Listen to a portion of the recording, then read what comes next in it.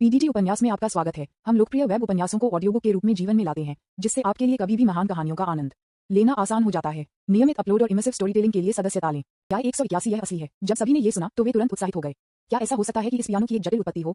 जेन गुगुई, जिसे पुराने संगीतकार के रूप में जाना जाता है, आगे बढ़ा, माइक्रोफोन को उठाया और पेश किया। हर कोई मुझे इस पियानो की उत्पत्ति के बारे में बता दूं। हर कोई मलिन मुनरो को जानता है ना? मुझे पता है, वह दुनिया की सबसे सुंदर और सेक्सी महिला के रूप में जानी जाती है। क्या इस पियानो का मलिन मुनरो से कोई लेना देना है? यह सही है, जेन गुगुई ने जारी रखा। ये पियानो वास्तव में मलिन मुनरो से निकटता से संबंधित है। ये पियानो एक बार मलिन मुनरो एक बच्चे के ग्रैंड पियानो का एक निजी संग्रह था। सुश्री मुनरो ने इसे प्यार किया और अक्सर इसे घर पर खेला।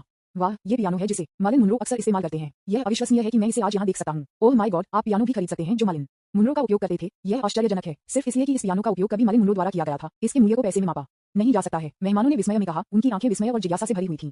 झो युओक्सी इतनी हैरान थी कि उसने अपना मुंह ढक लिया। उसे उम्मीद नहीं थी कि उपहार ली ने उसे इतना कीमती था। उद्धरण चिन्ह प्रश्नवाचक चिन्ह प्रश्नवाचक चिन्ह प्रश्नवाचक चिन्ह प्रश्नवाचक चिन्ह प्रश्नवाचक चिन्ह प्रश्नवाचक चिन्ह प्रश्नवाचक चिन्ह प्रश्नवाचक चिन्ह उद्धरण चिन्ह। लू यक्सुआन भ्रमित था। वह इतने कम समय में इस तरह के एक महंगे पियानो खरीदने की उम्मीद नहीं करती थी। जू जियामिंग ने इसे स्वीकार करना और भी कठिन पाया। ये कैसे संभव हो सकता है? यदि यह पियानो वह था जो मलिन मुनरो ने वास्तव में इस्तेमाल किया था, तो क्रिस्टल पियानो सैकड़ों हजारों डॉलर मूल्य के जो उसने उसे दिया था, वह बस एक मजाक था। जू जियामिंग ने कहा, असंभव। ली यी, क्या आप फिर से अभिनय करने के लिए किसी की तलाश कर रहे हैं? ये पियानो संभवतः मलिन मुनरो द्वारा इस्तेमाल नहीं किया जा सकता है। ली यी या तो नाराज नहीं था और कहा, उसे सुनो। जेन गुगुई ने जारी रखा। इस पियानो को क्रिस्टी द्वारा 1999 में नीलाम किया गया था और एक खरीदार द्वारा उच्च कीमत पर खरीदा गया था। ये तब से एक निजी संग्रह के रूप में कीमती है। अब ये जनता के सामने फिर से प्रकट हो गया है और अभी हाल ही में बाजार में चला गया है। श्री ली यी ने आज इसे 72 मिलियन युआन के लिए सुशी के लिए एक उपहार के रूप में खरीदा। झो युओक्सी उद्धरण चिन्ह। जैसा कि अभी इस सज्जन द्वारा उठाए गए संदेश के लिए हमने ये भी सोचा था कि जब हमें खबर मिली तो ये गलत था, इसलिए कृपया इस पर एक नजर डालें। जेन गुगुई ने एक फाइल बैग निकाला जिसमें उस समय नीलामी से जानकारी का एक पूरा सेट था। साथ ही इस बिक्री के लिए नीलामीकर्ता द्वारा सौंपे गए दस्तावेज भी थे। अगर किसी को संदेह है कि यह वास्तविक नहीं है तो वे आ सकते हैं और प्रलेखन की जांच कर सकते हैं। झू जियामिंग, वांग शुआई, ली मिंगुई, लू युक्सुआन और अन्य तुरंत इकट्ठा हो गए। जब उन्होंने इसे देखा तो उनकी आंखें चौड़ी हो गईं। झटका, पागल झटका, सामूहिक पेट्रिफिकेशन। पूरी तरह से अंग्रेजी में लिखी गई पीली नीलामी की जानकारी दिखाती है कि यह कितना पुराना है। विज्ञापन, नए लिखे गए शब्द, स्टैम्प और 72 मिलियन युआन के चालान ने दिखाया कि यह सच लग रहा था। लू यक्सुआन ने कहा, आप ऑनलाइन चालान की प्रामाणिकता की जांच कर सकते हैं। ये देखने के लिए जांचें कि क्या वे वास्तविक हैं। हाँ, इसे देखें। झू जियामिंग ने उत्तर दिया। वह बहुत सक्रिय था और तुरंत चालान की प्रामाणिकता को ऑनलाइन चेक किया। चेक के बाद वह निराश था क्योंकि चालान वास्तविक था। उनकी अभिव्यक्ति को देखकर लू यक्सुआन ने अनुमान लगाया कि क्या चल रहा है, लेकिन उसने हार नहीं मानी। वह भी जांच करने गई और यह सच हो गया। झटका, पागल झटका, पूरी तरह से पेट भर गया। एक पियानो 72 मिलियन में खरीदा। लू यक्सुआन, झू जियामिंग और अन्य ने इसे अविश्वसनीय पाया। ली यी ने पूछा, ये कैसे है? क्या आपको पता चला कि क्या ये सच है या गलत है? लू यक्सुआन और झू जियामिंग ने एक दूसरे को देखा। अन्य जिज्ञासु लोग भी जांच करने आए और वे सभी परिणाम से स्तब्ध थे। हे भगवान, यह असली बात है। ये वास्तव में पियानो है जिसे मलिन मुनरो अक्सर इस्तेमाल करते हैं, सिर्फ इसलिए कि यह पियानो मलिन द्वारा इस्तेमाल किया गया था। मुनरो 72 मिलियन महंगा नहीं है। ये सिर्फ इतना है कि हमारे पास पैसा नहीं है और इसे बर्दाश्त नहीं कर सकता। हाँ, ली यी वास्तव में समृद्ध है। मैं लुओशी को बहुत ईर्ष्या करता हूँ। ली यी ने उसे इतना महंगा उपहार खरीदा। हाँ, 8 लग्जरी कारें और यह पियानो जो ली यी ने उसे आज दिया था, कुल मिलाकर 400 मिलियन से अधिक युआन है। ली यी बहुत समृद्ध है। लू युक्सुआन और झू जियामिंग अवाक थे। उन्होंने कभी उम्मीद नहीं की थी कि ली यी वास्तव में टेकआउट का आदेश देंगे और इस तरह के एक महंगे पियानो को वितरित करेंगे। झू जियामिंग और भी अधिक दिल टूट गया था। क्या नरक है, मैंने पहले से ही दिखाने की पूरी कोशिश की और सैकड़ों हजारों डॉलर मूल्य की एक पियानो खरीदा और आपने 72 मिलियन का एक पियानो खरीदा। एफ तारांकन के तुम। मैं लड़कियों के साथ दिखाने और फ्लर्ट करने के अपने प्रयास में असफल रहा और यहाँ तक कि मेरे चेहरे पर गिर गया। ये बहुत चोट लगी है। हालांकि झू जियामिंग आश्वस्त नहीं था। तो क्या होगा अगर उसके पास इतना महंगा पियानो था? आप पियानो को उतना ही खूबसूरती से नहीं खेल सकते हैं जितना मैं कर सकता हूँ। झो युओक्सी को सुखद आश्चर्य हुआ। उसे उम्मीद नहीं थी कि ली यी उसके लिए इतनी परेशानी लेगी। मलिन मुनरो द्वारा इस्तेमाल किया जाने वाला पियानो एक विश्व प्रसिद्ध साधन है। जब ये बाहर आता है तो इसे खरीदने के लिए बहुत सारे लोग भागते हैं। इसे कैसे खरीदा जा सकता है? ली यी ने उन्हें पहले से संपर्क किया होगा। विज्ञापन, ली यी मेरे लिए बहुत विचारशील है। झो युओक्सी ने सोचा। इस बारे में सोचते हुए झो युओक्सी की ली यी के प्रति अनुकूलता स्वाभाविक रूप से फिर से बढ़ गई। कब्जा लक्ष्य झो युओक्सी, अनुकूलता, जोड़ 1, वर्तमान अनुकूलता 95 अंक। एक ही समय में एक प्रणाली ने ली यी के दिमाग में लग रहा था। डिंग, कैप्चर टारगेट झो युओक्सी की अनुकूलता 95 अंकों से अधिक हो गई है। मेजबान को अपने प्रिय के रूप में कब्जा करने के लिए बधाई। मेजबान को 30 सुदृढ़ीकरण अंक के साथ पुरस्कृत किया जाता है। मेजबान ने इस लक्ष्य पर देवी रणनीति सोने में कुल 532 मिलियन युआन खर्च किए हैं और 266 मिलियन युआन का इनाम 50% कैशबैक प्राप्त करेगा, जिसे होस्ट के ब्लैक डायमंड कार्ड में स्थानांतरित कर दिया गया है। उसी समय ली यी के व्यक्तिगत सिस्टम पैनल को अपडेट किया गया था। सिस्टम सर LV4 संपर्क के बिना लक्ष्य को बांध सकते हैं। बाध्य लक्ष्य की भौतिक विशेषताओं को बढ़ाने के लिए एनहेंसमेंट पॉइंट्स का उपयोग करें। होस्ट नाम ली यी, लिंग पुरुष, आयु 22, ऊंचाई 182 सेमी, शारीरिक फिटनेस 30, औसत वयस्क फिटनेस 8.5, मानसिक 30, वयस्क औसत 8.5, शक्ति 60, वयस्क औसत 8.5, गति 40, वयस्क औसत 8.5, उपलब्ध सुदृढ़ीकरण अंक 82.6 अंक, उपलब्ध देवी रणनीति सोना 500.06 ट्रिलियन युआन, व्यक्तिगत धन 10.466 बिलियन युआन, कौशल फोटोग्राफी, प्रवीणता, संपादन प्रवीणता, सार्वजनिक बोलने की प्रवीणता, मछली पकड़ने की प्रवीणता, अंग्रेजी प्रवीणता, जापानी प्रवीणता, फ्रांसीसी प्रवीणता, पारंपरिक हक्सिया चिकित्सा प्रवीणता, फार्माकोलॉजी प्रवीणता, गुजिंग प्रवीणता, रिमोट सेंसिंग प्रवीणता, MAP प्रवीणता, गणित प्रवीणता, व्यवसाय प्रबंधन, व्यापार प्रबंधन, व्यापार प्रवीणता, खनिज प्रवीणता, पियानो प्रवीणता, पियानो प्रवीणता, पियानो प्रवीणता, पियानो प्रवीणता। ली यी ने अपने लाइव प्रसारण के लिए सुझावों में झो युओक्सी 20 मिलियन युआन को दिया। उसे 80 मिलियन युआन मिला। 360 मिलियन युआन की 8 लग्जरी कारों को खरीदा और बस उसे 72 मिलियन युआन की एक पियानो दिया। अब झो युओक्सी को जीतने और उसे अपना प्रेमी बनाने के बाद ली यी ने सीधे 266 मिलियन युआन को व्यक्तिगत धन में अर्जित किया है।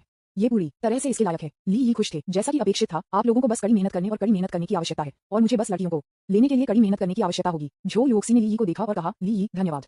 मुझे यह उपहार बहुत पसंद है। जेन गुगुई ये मानते हुए कि ली यी ने इसे प्रदर्शन करने के लिए झो लुओक्सी के लिए खरीदा था, ने कहा, देवियों और सज्जनों, इस पियानो में बहुत उच्च ऐतिहासिक और कलात्मक मूल्य है। इसकी ध्वनि स्पष्ट और शुद्ध है और यह विभिन्न प्रकार के संगीत कार्यों की पूरी तरह से व्याख्या कर सकता है। मेरा मानना है कि मिस झो लुओक्सी के प्रदर्शन के तहत यह निश्चित रूप से और भी अधिक आकर्षक प्रतिभा के साथ खिल जाएगा। उद्धरण चिन्ह पर इस बार जू जियामिंग ने अपने होश में वापस आकर कहा, हाँ ली यी, क्या प्रसिद्ध बीथोवेन टुकड़ा मूनलाइट सोनाटा खेलने नहीं जा रहे हैं जो मैंने अभी खेला था? अब जब हमारे पास इतना अच्छा पियानो है तो आपको इसे बहुत बुरा नहीं खेलना चाहिए। जेन गुगुई ने ली यी को आश्चर्य में देखा और कहा, आप पियानो खेलना चाहते हैं? विज्ञापन अध्याय 182 दिल जीतना। ली यी ने थोड़ा मुस्कुराया और कहा, हाँ। जेन गुगुई दंग रह गया। क्या मिस्टर वुल्फ भी पियानो बजा सकते हैं? ये सुना जाना चाहिए। जेन गुगुई, फिर मुझे इसे सुनना चाहिए और इसका आनंद लेना चाहिए। ली यी, कोई समस्या नहीं, कृपया एक सीख लें और खाते समय सुनें। जेन गुगुई, मैं नहीं खाऊंगा, मैंने पहले ही खाया है। मैं सिर्फ आपको इस पियानो पर संगीत बजाना सुनना चाहता हूँ। ली यी थोड़ा मुस्कुराया, मलिन मुन्नो द्वारा इस्तेमाल किए गए पियानो पर चला गया और पियानो बेंच पर बैठ गया। ली यी ने इंस्ट्रूमेंट को ट्यून करना शुरू कर दिया और कुछ सरल डो रे मी फा तो ध्वनियों ने कमरे को शांत कर दिया, क्योंकि सभी ने पाया कि इस पियानो की ध्वनि की गुणवत्ता क्रिस्टल पियानो की तुलना में बहुत बेहतर थी जो झू जियामिंग ने दिया था। यह मलिन मुन्नो द्वारा उपयोग किए जाने वाले विश्व प्रसिद्ध पियानो होने के योग्य है। ध्वनि की गुणवत्ता त्रुटिहीन है। इसे ट्यून करने के बाद ली यी खेलने लगे। उन्होंने पियानो की चाबियों को अपने हाथों से छुआ और उनका पूरा स्वभाव तुरंत बदल गया। वह प्रदर्शन के माहौल में पूरी तरह से डूब गया था। यह एक hall of fame piano master की शक्ति है जो जल्दी से प्रदर्शन की स्थिति में प्रवेश करती है। ली यी ने अपनी तर्जनी को स्थानांतरित कर दिया और अचानक पियानो ने एक सुखद ध्वनि बनाई। जैसा कि पहला नोट गिरता है, मूनलाइट सोनाटा पानी की तरह सामने आने लगती है। ली यी की उंगलियों की चाबियों पर हल्के से नृत्य करें, प्रत्येक नोट सटीक और भावना से भरा होता है। वे एक लुभावनी तस्वीर बनाने के लिए एक दूसरे के साथ जुड़ते हैं। चांदनी सोनाटा की धुन हवा में धीरे धीरे बहती है, कभी कभी नर्म और नाजुक होती है जैसे कि चांदनी धीरे से एक शांत झील की सतह को सहलाती है, कभी कभी गहरी और भावुक जैसे कि दिल में गहरी भावनाओं को अंत में रिलीज के लिए एक आउटलेट मिला है। चांदनी सोनाटा में 3 आंदोलन होते हैं, एक निरंतर एडोगियो, एक पैटेट एलिग्रो और एक रोमांचक प्रेस्टो। पहले आंदोलन की धीमी गहरी धुन एक शांतिपूर्ण और थोड़ा उदासी वातावरण बनाता है। दूसरे आंदोलन में एक तेज टेम्पो है जो पहले आंदोलन के साथ तेजी से विपरीत है और खुशी और हल्कापन की भावना लाता है। तीसरा आंदोलन भावुक हो जाता है जो एक प्रेमी से मिलने का उत्साह और स्नेह है। ली यी का प्रदर्शन न केवल कौशल का प्रदर्शन है बल्कि इस क्लासिक टुकड़े की उसकी गहन समझ की अभिव्यक्ति भी है। प्रत्येक आंदोलन स्नेह और आकर्षक से भरा है। मेहमानों ने अपनी सांस रोक ली, पूरी तरह से अद्भुत संगीत में डूबे हुए एक नोट को याद करने से डरते थे। झो लुओक्सी की आंखें आश्चर्य और भावना के साथ चमकती थीं। उसने कभी नहीं सोचा था कि ली यी का पियानो बजाना इतना छू सकता है। विज्ञापन झो लुओक्सी भी खुद पियानो बजाता है, इसलिए उसे एहसास हुआ कि ली यी के पियानो कौशल कितने गहन हैं। उसे और भी अधिक स्थानांतरित किया गया कि वह ली यी के गहरे स्नेह और पियानो संगीत में उसके लिए प्यार सुन सकती थी तो वह मुझसे बहुत प्यार करता है। हालांकि उनके कई अन्य लड़कियों के साथ स्पष्ट संबंध हैं, यहाँ तक कि इतनी सारी लड़कियों के बीच ली यी ने मुझ पर 400 मिलियन से अधिक खर्च किए हैं, लेकिन उन पर बहुत कम ये पता चला है कि मैं पहला विचार और ली यी के दिल में सबसे महत्वपूर्ण व्यक्ति हूँ। झो लुओक्सी ने ली यी द्वारा निभाई गई संगीत को सुना, उसका मन भटक रहा था, उसकी कल्पना विचारों से भरी हुई थी और वह संगीत द्वारा गहराई से चली गई थी। उसकी आंखों में आंसू बह गए, वे खुशी के आंसू थे। ली यी, मैं झो लुओक्सी मेरे जीवन के बाकी हिस्सों के लिए आपकी महिला होगी। झो लुओक्सी ने खुद को सोचा। लू युक्सुआन और झू जियामिंग मूल रूप से शिकायत करने के लिए कुछ ढूंढना चाहते थे, लेकिन इस समय वे इस अद्वितीय प्रदर्शन से गहराई से आकर्षित थे और उनके सभी असंतोष और ईर्ष्या अस्थायी रूप से खिड़की से बाहर फेंक दिया। संगीत उद्योग में एक अनुभवी के रूप में जेन गुगुई ली यी के प्रदर्शन के लिए प्रशंसा से भरा था। उन्होंने अपनी आंखें बंद कर लीं और प्रत्येक नोट के पीछे की भावनाओं और कहानियों का स्वाद चख लिया। वह मदद नहीं कर सकता था, लेकिन गुप्त रूप से उसके दिल में प्रशंसा करता है। यह एक सामान्य व्यक्ति का प्रदर्शन नहीं है, ये स्पष्ट रूप से एक शीर्ष स्तर का प्रदर्शन है। उन्होंने दुनिया भर के कई संगीत कार्यक्रमों में भाग लिया है, लेकिन किसी ने भी श्री वुल्फ के समान ही पियानो नहीं खेला है। मिस्टर वुल्फ बहुत कमाल है। न केवल वह अमीर है, वह भी बहुत प्रतिभाशाली है। इसे रिकॉर्ड करना सुनिश्चित करें। जेन गुगुई ने लंबे समय तक गौर से सुना और जब तक उन्होंने वीडियो रिकॉर्ड किया तब तक केवल तीसरा आंदोलन छोड़ दिया गया था।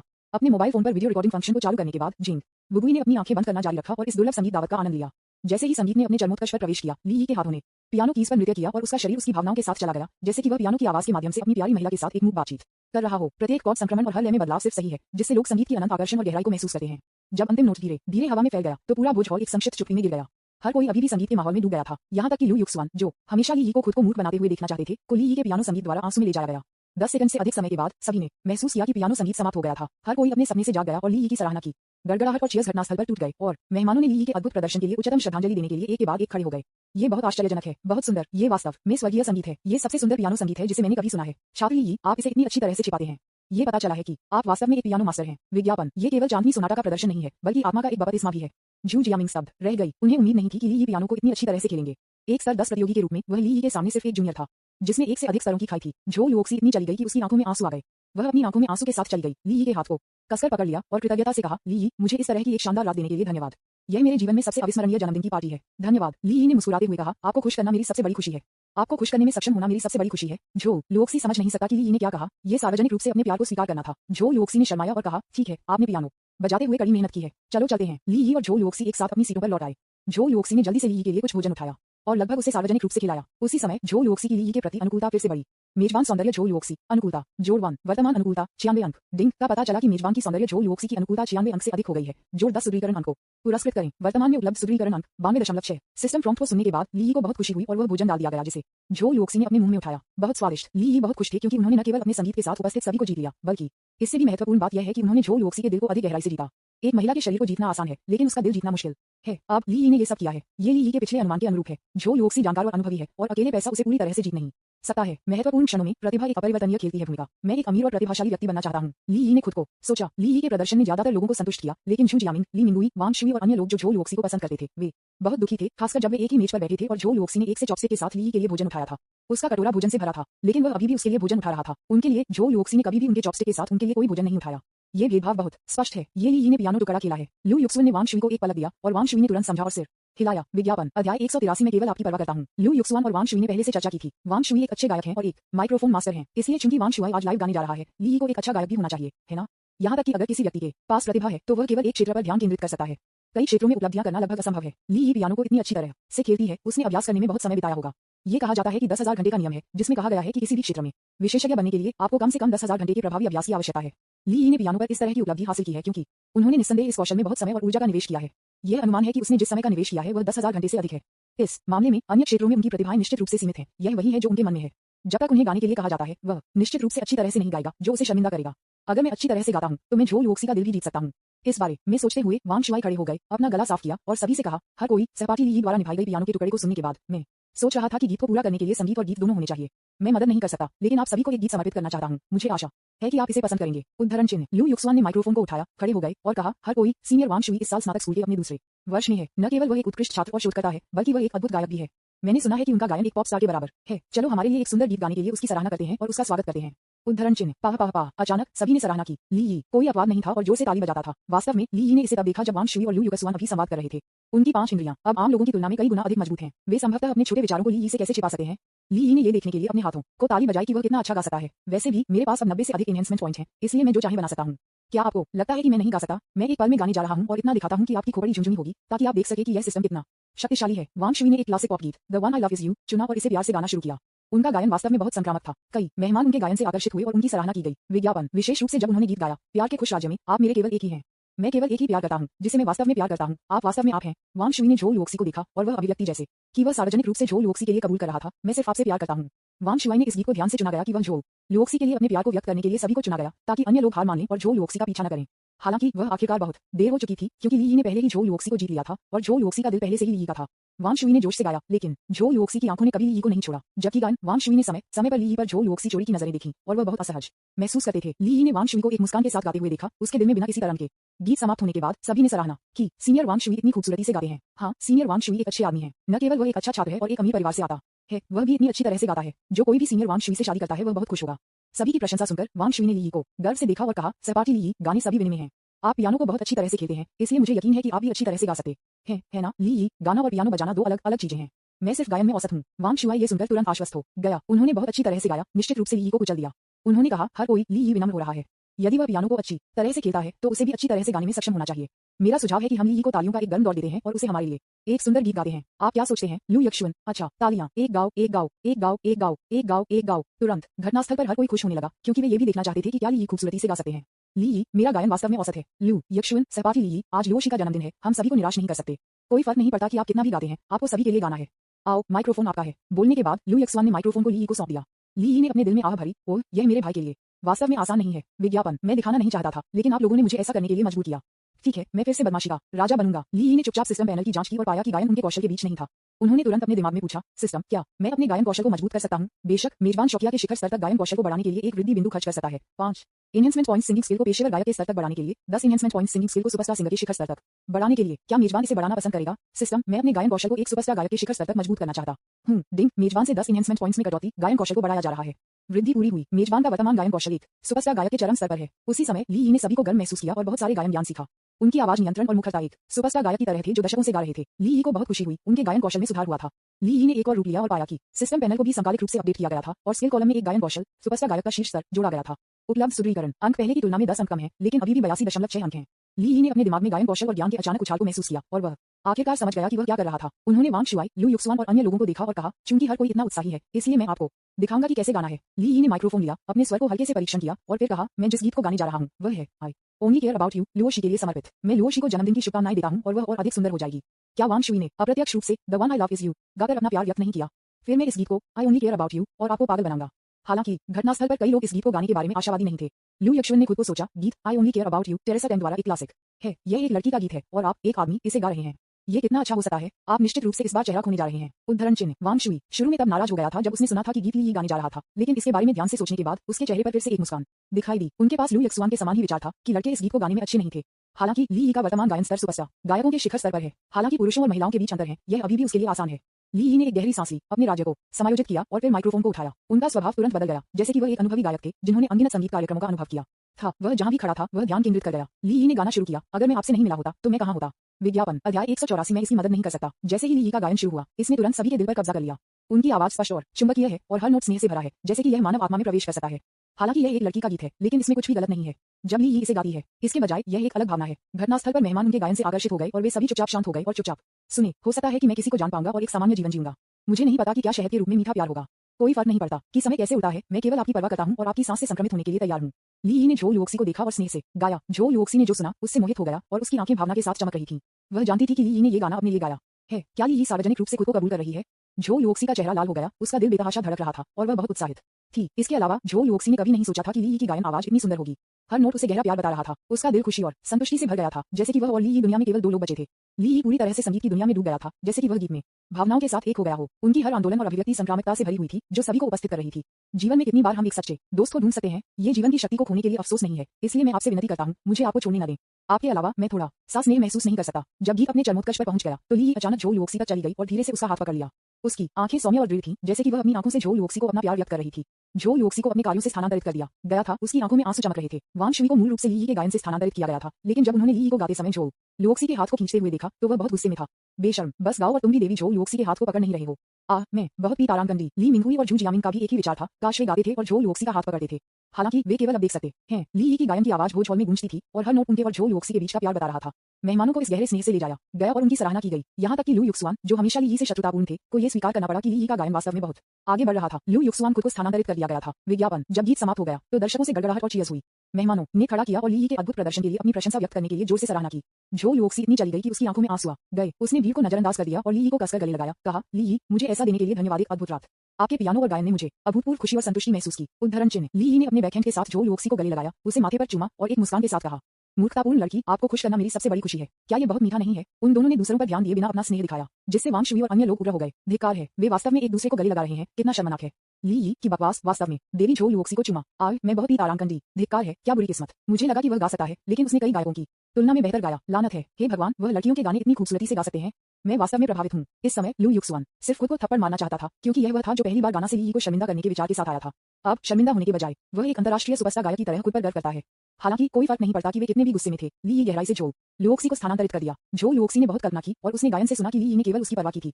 हाँ, अन्यथा उन्होंने मुझे 80 मिलियन का विला नहीं खरीदा होगा। ये हमारे प्रेम घोंसले को स्थापित करना है। उन्होंने इतने सारे लोगों के सामने यू ओनली परवाह गाया। मुझे बहुत खुशी हुई। झो युवक्सी की ली के प्रति अनुकूलता फिर से बढ़ी। मेजबान सौंदर्य झो युवक्सी, अनुकूलता जोड़ 1, वर्तमान अनुकूलता 97 अंक। उसी समय एक सिस्टम ने ली के दिमाग में एक संकेत दिया। डिंग का पता चला कि मेजबान की सौंदर्य झो युवक्सी की अनुकूलता 97 अंक से अधिक हो गई है। जो 1 शून्य सुदृढ़ीकरण अंक को पुरस्कृत करें। वर्तमान में उपलब्ध सुदृढ़ीकरण अंक 92.6। ली प्रसन्न थे, ये गीत गाने के लायक था। जब अनुकूलता 95 अंक से अधिक हो जाती है तो आप हर अतिरिक्त बिंदु के लिए 10 सुदृढ़ीकरण अंक प्राप्त कर सकते हैं। पहले इस्तेमाल किए गए एनहेंसमेंट पॉइंट्स को तुरंत बरामद किया गया था। एक कौशल को मुफ्त में प्राप्त किया गया था और प्रतिद्वंद्वी इन लव भी उग्र था। विज्ञापन इससे भी महत्वपूर्ण बात यह है कि सबसे कठिन देवी झो युवक्सी की अब मेरी ओर 97 की अनुकूलता रेटिंग है, जिसका अर्थ है कि वह मूल रूप से मेरे हर शब्द का पालन करती है, इसलिए मैं उसके साथ उसके संबंध को और विकसित कर सकता हूँ। ली ने व्यापक रूप से मुस्कुराया और सभी को धन्यवाद दिया। गीत खत्म हो गया है। आपके प्यार के लिए धन्यवाद। ली ने इतनी अच्छी तरह से गाया, ये प्रकृति की आवाज की तरह था। हाँ, मैंने इस तरह के सुंदर गायन को कभी नहीं सुना। उन बड़े नाम वाले गायकों से बेहतर है। ली बहुत प्रतिभाशाली है। न केवल वह पियानो अच्छी तरह से खेलती है, वह भी खूबसूरती से गाती है। इतना सुंदर गीत, मैं वास्तव में इसे फिर से सुनना चाहता हूँ। किसी ने सुझाव दिया, छात्र ली, एक और गीत गाओ। दूसरों ने तुरंत सूट किया, एक और गाना गाओ, एक और गाना गाओ, एक और गाना गाओ। भीड़ के उत्साही चीयर्स का सामना करते हुए ली ने एक मुस्कान के साथ झो युवक्सी को देखा।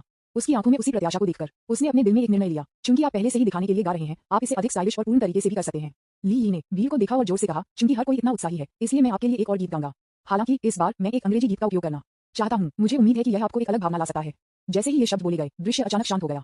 हर कोई उत्सुक था कि कौन सा अंग्रेजी गीत ली चुनेगा और क्या वह एक और झटका ला सकती है। वांग शुई और लू युक्सुआन ने एक दूसरे को घबराहट में देखा, उनके दिलों में मिश्रित भावनाओं के साथ। उन्होंने कभी नहीं सोचा था कि ली न केवल हेक्सिया गाने में अच्छे थे, बल्कि अंग्रेजी गीतों को चुनौती देने की भी हिम्मत करते थे। ली ने एक क्लासिक और बेहद मुश्किल अंग्रेजी गीत चुना, my heart will go on. गीत का हेक्सिया शीर्षक my heart will go on है। ये गीत फिल्म टाइटैनिक और इसके कारण दुनिया भर में एक क्लासिक गाया गया है। आत्मीय राग और गीत, ये गीत यहाँ सभी के लिए समर्पित है। हम सभी बहादुरी से हमारे दिलों में प्यार का पीछा कर सकते हैं। कोई फर्क नहीं पड़ता कि भविष्य क्या है, मेरा दिल शाश्वत होगा। ली ने धीरे से कहा, फिर झो युवक्सी को देखा। झो युओक्सी उसके लिए ली यी के प्यार को महसूस कर सकता था। ये पता चला है कि वह केवल मेरी परवाह करता है। उन्होंने मेरे लिए अपने प्यार को व्यक्त करने के लिए फिर से एक गीत गाया, ली यी मैं भी तुमसे प्यार करता हूँ। झो युओक्सी ने अपने दिल में चुपचाप कहा। ली यी ने अपनी सांस को समायोजित किया और अपनी आंखें बंद कर ली, जैसे कि वह प्यार और सपनों को लेकर एक विशाल जहाज पर हो। हर नोट ने उनकी गहरी भावनाओं को आगे बढ़ाया और बेहतर जीवन के लिए तड़प लिया। प्यार हमें एक बार छू सकता है और एक जीवन भर के लिए पिछले। ली यी ने प्यार से गाना शुरू किया। अचानक कमरा शांत हो गया और सभी ने ली यी को अपने कानों से गाते हुए सुना। विज्ञापन अध्याय 185 गैंगस्टर्स दरवाजे पर आए। आप जहां भी हो आपसे अधिक दूर नहीं। ली यी की आवाज राग के साथ बहती है। उनकी अंग्रेजी पहले से ही कुशल है। अब उनका गायन उच्चारण मानक और भावनात्मक है। हर नोट स्नेह से भरा है और लोगों के दिलों को छूता है। घटनास्थल पर मेहमान एक बार फिर से उनके गायन से गहराई से आकर्षित थे। उनमें से कई ने अपनी आंखें बंद कर लीं और ली यी द्वारा बनाई गई भावनात्मक दुनिया में खुद को डुबो दिया, जैसे कि उन्हें टाइटैनिक के दृश्य में वापस लाया गया था। यहाँ तक कि जिन लोगों ने फिल्म टाइटैनिक नहीं देखा है वे उनके गायन में गहरी भावना सुन सकते हैं। जब वह गीत सुनता था तो झो युओक्सी का दिल और भी अधिक स्थानांतरित हो जाता था। उसने गाने से उसके लिए ली यी के अटूट प्यार को महसूस किया। इस समय ली यी के प्रदर्शन से वांग शुआई और लू युगसवान पूरी तरह से हैरान थे। उन्होंने मूल रूप से सोचा था कि गीत ली यी ने सिर्फ गाया था और उन्हें अन्य गीतों में अच्छा नहीं होना चाहिए। कौन जानता था कि वह इस गीत को इतनी अच्छी तरह से गा सकता है। जैसे ही गीत ने अपने चरमोत्कर्ष पर प्रवेश किया, ली यी की आवाज अधिक भावुक हो गई, जैसे कि वह अपनी सभी भावनाओं को गीत में डालना चाहती थी। जब अंतिम वाक्य मेरा दिल आगे बढ़ेगा गिर गया तो दर्शकों में हर कोई एक संक्षिप्त चुप्पी में गिर गया और फिर गड़गड़ाहट और चीयर्स में टूट गया। यह अविश्वसनीय है ली यी, आप एक सच्चे संगीत प्रतिभा हैं। यह अंग्रेजी गीत बहुत खूबसूरती से गाया गया है। मैं आपकी आवाज से पूरी तरह से विजय प्राप्त कर रहा हूँ। ओह माय गॉड, मैंने इस गीत के कई संस्करणों को सुना है, लेकिन ली यी सबसे अच्छा है। यहाँ तक कि मूल गायक भी इसे उसके साथ नहीं गा सकता है। प्रशंसा के बीच ली यी मुस्कुराया और उसके चारों ओर सभी को झुकाया। अंत में झो युओक्सी की ओर एक कोमल टकटकी लगाकर झो युओक्सी की आंखें पहले से ही आंसू के साथ चमक रही थीं। वह जल्दी से ली यी के पास चली गई, उसे कसकर गले लगा लिया और एक घुमावदार आवाज में कहा, ली यी आपने इतनी खूबसूरती से गाया, धन्यवाद। ली यी ने उसे धीरे से वापस थपथपाया और धीरे से कहा, युओक्सी अगर आप इसे पसंद करते हैं तो मैं भविष्य में आपके लिए और गाने गाऊंगा। झो युओक्सी ने सिर हिलाया और कहा, हाँ। दोनों ने सार्वजनिक रूप से एक दूसरे को गले लगाया। गायन के दृश्य को स्नेह के शो में बदल दिया। वांग शुई, ली मिंगुई, जू जियामिंग और अन्य लोग क्रोध से लगभग बेहोश हो गए। वे जिस देवी का पीछा कर रहे हैं वह अब उस लड़के को गले लगा रही है जिसे वे सबसे ज्यादा नापसंद करते हैं, और यह एक से अधिक बार हुआ है। वे तबाह हो गए। ये सभी लू युक्सुआन का बुरा विचार था। वह ली यी को दबाने के लिए इसका इस्तेमाल करना चाहती थी, लेकिन उसे उम्मीद नहीं थी कि वह इसके बजाय लाइमलाइट चुरा लेगी। जू जियामिंग सबसे अनिश्चुप था। झो युओक्सी और ली यी को एक दूसरे को गले लगाते हुए देखकर वह ली यी से नफरत करता था। उन्होंने तुरंत एक पाठ संदेश भेजा, जन्मदिन की पार्टी जल्द ही खत्म हो जाएगी, उसके बाहर आने के लिए प्रतीक्षा करें और फिर उस पर हमला करें। उसे मुश्किल से मारो और अपने हथियारों और पैरों को तोड़ दो। जब ली यी ने पहले पियानो बजाया और अपनी सुर्खियों को चुरा लिया तो जू जियामिंग ने पहले से एक दर्जन ठगों से संपर्क किया और जन्मदिन की पार्टी के खत्म होने का इंतजार किया, ताकि जब वह बाहर गए तो ली यी को पीटा जाएगा। हालांकि ली यी इस सबसे पूरी तरह से अनजान था। एक और घंटे बाद जन्मदिन की पार्टी खत्म हो गई। मेहमानों ने भी एक के बाद एक छोड़ दिया। विज्ञापन झो युओक्सी सभी को देखने के लिए बाहर चला गया और ली यी ने स्वाभाविक रूप से उसका पीछा किया। ये ठीक होता अगर ली यी बाहर नहीं जाती। जैसे ही वह बाहर गया और झो युओक्सी के साथ सड़क के किनारे चला गया, जो गैंगस्टर्स लगभग 2 घंटे से विला के पास इंतजार कर रहे थे, वह अब वापस नहीं रह सकता था। अब जब उन्होंने ली यी को देखा तो वे सभी के सामने भाग गए, लाठी पकड़े हुए। किसी को पीटा जा रहा है, भागो भागो, किसी की परेशानी पैदा हो रही है, क्या नरक, सामुदायिक सुरक्षा में क्या गलत है, इतने सारे लोग कैसे मिले। ये देखकर झो युओक्सी ने जल्दबाजी में चिल्लाया, हर कोई जल्दी से वापस आ जाता है। बहुत से लोग जो अभी तक दूर नहीं गए थे सभी वापस भाग गए। जू जियामिंग ने भी वापस दौड़ने का नाटक किया। ली यी वहां खड़ा था। आप में से बस एक दर्जन अभी भी परेशानी करना चाहते हैं। झो युओक्सी को नहीं पता था कि ली यी बहुत कुशल था, इसलिए उसने जल्दी से उसे खींच लिया और कहा, ली यी चलो चलते हैं, चलो चलते हैं। युओक्सी कदम पीछे और मुझे इन लोगों का ख्याल रखना। ली यी ने उसे पहले जाने दिया। झो युओक्सी घबरा गई थी। जल्दी से आओ, उनमें से एक दर्जन से अधिक हैं और वे लाठी पकड़ रहे हैं, जल्दी से आओ। हालांकि इससे पहले कि झो युओक्सी अपने शब्दों को खत्म कर पाता, ली यी ने दर्जन या तो ठगों की ओर भागने की पहल की। उसका शरीर बिजली की तरह तेज था और उसके आंदोलन चुस्त थे। आगे बढ़ने के बाद उन्होंने आसानी से ठगों के हमलों को चकमा दिया और जल्दी से एक पलटवार लॉन्च किया। वह अपनी मुट्ठी के साथ सटीक और बल के साथ मारा और छड़ी एक धमाके के साथ टूट गई। अगर ली यी किसी को मारने के बारे में चिंतित नहीं था तो वह उन्हें एक पंच से मार सकता था। हालांकि ली यी ने उन्हें पेट में मुक्का मारा, जिससे ठगों को झुकने और जमीन पर गिरने के लिए मुक्का मारा गया, जो फिर से खड़े होने में असमर्थ थे। 2 मिनट से भी कम समय में लाठी से लैस एक दर्जन से अधिक ठगों को ली यी ने दस्तक दी। ये दर्द होता है, मुझे लगता है कि मैंने एक हड्डी को तोड़ दिया। ये दर्द होता है, ये बहुत दर्द होता है, दया करो मास्टर, दया करो। झो युओक्सी, जू जियामिंग, सब लोग। झो युओक्सी स्तब्ध था। विज्ञापन जू जियामिंग हैरान था। हर कोई स्तब्ध था। उन्होंने मूल रूप से सोचा था कि ली यी को बुरी तरह से पीटा जाएगा, लेकिन कौन जानता था कि ठगों को ली यी के कपड़े भी छूने के बिना भी खटखटाया गया था। जू जियामिंग थोड़ा डर गया था। ये ली यी बहुत अजीब था। कैसे उसका कुंग फू इतना अद्भुत हो सकता है। जब उन्होंने ठगों के इस समूह से संपर्क किया तो उन्होंने अपने दूसरे इन कमान से संपर्क करते हुए कहा कि उनका बॉस मार्शल आर्ट में बहुत अच्छा था और बहुत शक्तिशाली था। परिणाम क्या है, इतना ही, और उनके बॉस ने क्यों नहीं दिखाया। इस समय दूसरे गैंगस्टर ने सबसे बड़े गैंगस्टर को एक वीचेट संदेश भेजा, बॉस जल्दी आओ, सभी भाई हार गए हैं, हम उन्हें हरा नहीं सकते, केवल आप इसे कर सकते हैं। क्या वह आदमी शक्तिशाली है, मेरे लिए रुको। जल्द ही एक कार खत्म हो गई। टैटू के साथ एक गंजे आदमी कैब से नीचे आया। वह बहुत मजबूत लग रहा था। उनके हाथ में 1 मीटर से अधिक लंबा एक स्टील पाइप था, जिसने जमीन पर घसीटने पर एक क्लिंजिंग ध्वनि बनाई। झो युओक्सी पहली नजर में जानता था कि यह व्यक्ति किसी के साथ नहीं था और चिल्लाया, ली यी जल्दी से आओ। हालांकि ली यी दंग रह गई। बकवास, क्या ये गंजा आदमी टैटू के साथ एक पुराना परिचित नहीं है। वह ठग नेता गुओ कुई जिसने अपने शिष्य बनने पर जोर दिया। ली यी वास्तव में एक प्रशिक्षु को स्वीकार नहीं करना चाहता था, इसलिए वह घूम गया और झो युओक्सी की ओर चला गया। ली यी को छोड़ने की कोशिश करते हुए जू जियामिंग गुप्त रूप से खुश था और सोचा, ऐसा लगता है कि आप अभी भी उस व्यक्ति से बहुत डरते हैं जो मुझे मिला। क्या आप भाग सकते हैं। जू जियामिंग ने कहा, युओक्सी वह आदमी एक स्टील पाइप ले जा रहा है, ये बहुत खतरनाक है, दरवाजा जल्दी से बंद करें। झो युओक्सी, नहीं, ली यी अभी भी बाहर है, मैं दरवाजा बंद नहीं कर सकता। जू जियामिंग, वह बहुत कुशल है, वह ठीक हो जाएगा, लेकिन अगर अपराधी भीड़ में आप खतरे में होंगे, दरवाजा जल्दी से बंद करो। उद्धरण चिन्ह। झो युओक्सी दरवाजे पर खड़े होकर इसे बंद करने से इनकार कर दिया। ली यी अभी भी बाहर था और वह दरवाजे की ओर चल रहा था। वह संभवतः दरवाजा कैसे बंद कर सकता था। झो युओक्सी ने उत्सुकता से चिल्लाया, ली यी जल्दी करो। हालांकि जू जियामिंग सिर्फ ली यी को पीटा हुआ देखना चाहता था, इसलिए उसने झो युओक्सी को अंदर खींच लिया और दरवाजे को पटक दिया। झो युओक्सी गुस्सा हो गया और चिल्लाया, जू जियामिंग तुम क्या कर रहे हो, दरवाजा खोलो। जू जियामिंग ने दरवाजा कसकर पकड़ लिया, इसे खोलने से इनकार कर दिया। उन्होंने कहा, लुओशी, मुझे क्षमा करें, सभी की सुरक्षा के लिए मैं दरवाजा नहीं खोल सकता। विज्ञापन अध्याय 186 मास्टर, जब सभी ने ये सुना तो बहुत से लोग गूंजते हुए कहते थे, यह सही है लुओशी, ये बहुत खतरनाक है, हम दरवाजा नहीं खोल सकते। अगर मैं दरवाजा खोलता हूँ तो क्या होगा अगर कोई भागता है? झो लुओक्सी, ये मेरा घर है, मेरे शब्द बेकार हैं। झू जियामिंग, अभी दरवाजा खोलें। झू जियामिंग, क्षमा करें, सभी की सुरक्षा के लिए मैं इसे नहीं खोल सकता। लुओशी, कोई फर्क नहीं पड़ता कि आप क्या कहते हैं, ये काम नहीं करेगा। झो लुओक्सी इतनी चिंतित थी कि वह लगभग रोई। ली यी अभी भी बाहर था, लेकिन झू जियामिंग ने दरवाजे को अवरुद्ध कर दिया और उसके पास इसे खोलने के अलावा कोई विकल्प नहीं था। जब पीटने वाले गैंगस्टर्स ने अपने बॉस को देखा, जो मार्शल आर्ट को पता था, तो वे सभी बहुत उत्साहित थे और उतना दर्द महसूस नहीं करते थे। बॉस, इस आदमी ने हमें हरा दिया, हमारा बदला लें। बॉस, उसकी बाहों और पैरों को तोड़ो और उसे घुटने टेक दो और हमसे माफी मांगो। हाँ, और उसे स्वास्थ्य और मानसिक क्षति के हमारे नुकसान के लिए भी हमें क्षतिपूर्ति करनी चाहिए। झो लुओक्सी बहुत चिंतित थे और रोने लगे। झू जियामिंग, आप ये कैसे कर सकते हैं? ली यी ने हमारे लिए ठगों को अवरुद्ध कर दिया, लेकिन आपने उसे बंद कर दिया। क्या आप अभी भी एक आदमी हैं? झू जियामिंग, लुओशी, कोई फर्क नहीं पड़ता कि आप मुझे कितना डांटते हैं, ये बेकार है, मैं दरवाजा नहीं खोलूंगा। आह, झो लुओक्सी इतना चिंतित था कि उसने अपना आपा खो दिया, लेकिन ऐसा कुछ भी नहीं था जो वह कर सकता था। झू जियामिंग पहले से ही अपने दिल में बेतहाशा हंस रहा था। सोच, ली यी, क्या आप बहुत सक्षम नहीं हैं? क्या आपके पास कुछ गंदे पैसे नहीं हैं? क्या आप पियानो खेलने और गाते हुए अच्छे नहीं हैं? मुझे कुछ ठग मिले जो आज मार्शल आर्ट जानते हैं। जब तक मैं आपको एक लुगदी में नहीं हराता, मुझे आप पर विश्वास नहीं है। हालांकि थोड़ी देर इंतजार करने के बाद उन्होंने बाहर लड़ने की कोई आवाज नहीं सुनी। विला निगरानी कैमरों से सुसज्जित है और झो लुओक्सी अपने मोबाइल फोन का उपयोग बाहर की स्थिति की निगरानी के लिए करता है। हर कोई देखने के लिए चारों ओर इकट्ठा हो गया। विला के बाहर सड़क पर टैटू के साथ गंजे आदमी एक पल के लिए दम रह गया, फिर वह अपने घुटनों पर एक थूट के साथ गिर गया और ली यी की पीठ पर पहुंच गया। बैंग बैंग बैंग, टैटू के साथ गंजे आदमी वास्तव में कठिन दस्तक दे रहा था। ली यी ने इसे देखने का नाटक नहीं किया। मास्टर, तुम यहाँ क्यों हो? मुझे तुम्हारी बहुत याद आती है। ली यी अवाक था। धिक्कार है, वह इस आदमी द्वारा पहचाना गया था। हालांकि मैं उससे सहमत नहीं हो सकता, अन्यथा वह मुझे फिर से परेशान करेगा। जब ली यी विला के गेट पर पहुंची तो टैटू के साथ गंजे आदमी ने उसका पीछा किया और उसके कपड़े पकड़ लिए। मास्टर, तुम मुझे क्यों अनदेखा कर रहे हो? ली यी के पास घूमने के अलावा कोई विकल्प नहीं था और गंजे आदमी को टैटू गुओ कुई के साथ देखने के लिए उसके चेहरे पर एक ईमानदार नजर के साथ उसके पास वास्तव में कोई विकल्प नहीं था। मैं उसे दूर करने के लिए सहन नहीं कर सकता था। गुओ कुई, यह आप क्यों है? गुओ कुई, बॉस, हमारे दूसरे भाई ने एक व्यवसाय लिया और भाइयों को किसी को हराने के लिए विला में आने के लिए कहा। बॉस, आप यहाँ क्यों हैं? और आपने उन सभी को हराया? ली यी ने कहा और पूछा, तो वे आपके आदमी हैं, वे मुझे हराना चाहते हैं, क्या आपको लगता है कि मुझे उन्हें हरा देना चाहिए? विज्ञापन, गुओ कुई, टैटू गुओ कुई के साथ गंजा आदमी स्तब्ध था। क्या वे मास्टर को हराने जा रहे हैं? वह तुरंत दूसरे भाई के पास गया और पूछा, आप मेरे गुरु को हराना चाहते हैं? दूसरे भाई ने तुरंत घबराकर पूछा, वह आपका गुरु है बॉस? गुओ कुई, और क्या? जल्दी करो, मेरे गुरु से पहले घुटने टेक दो और उससे माफी मांगो। दूसरा भाई, मैं समझना, एक दर्जन से अधिक ठगों ने उनके एब्डोमेन में दर्द को सहन किया। ली यी के सामने एक पंक्ति में घुटने टेक दिए और उसके लिए काउट आउट, मास्टर मुझे क्षमा करें, मास्टर मुझे क्षमा करें, मास्टर मुझे क्षमा करें। ली यी भी अवाक था। मास्टर, आप लोग वास्तव में जानते हैं कि लोगों को नाम से कैसे बुलाया जाए। हालांकि संबंध स्पष्ट कर दिया गया है। विला में हर कोई दम रह गया जब उन्होंने निगरानी कैमरे पर इस दृश्य को देखा। झो लुओक्सी भ्रमित था, झू जियामिंग स्तब्ध था, हर कोई स्तब्ध था। ओह नहीं, क्या चल रहा है? उन शातिर ठगों ने वास्तव में ली यी से पहले एक पंक्ति में घुटने टेक दिए और उसे काउट आउट। वे सब उसके लिए बहुत सम्मानजनक थे। झू जियामिंग अवाक था। धिक्कार है, मैंने आपको मेरे लिए घुटने टेकने के लिए भुगतान नहीं किया, लेकिन उसे हरा दिया।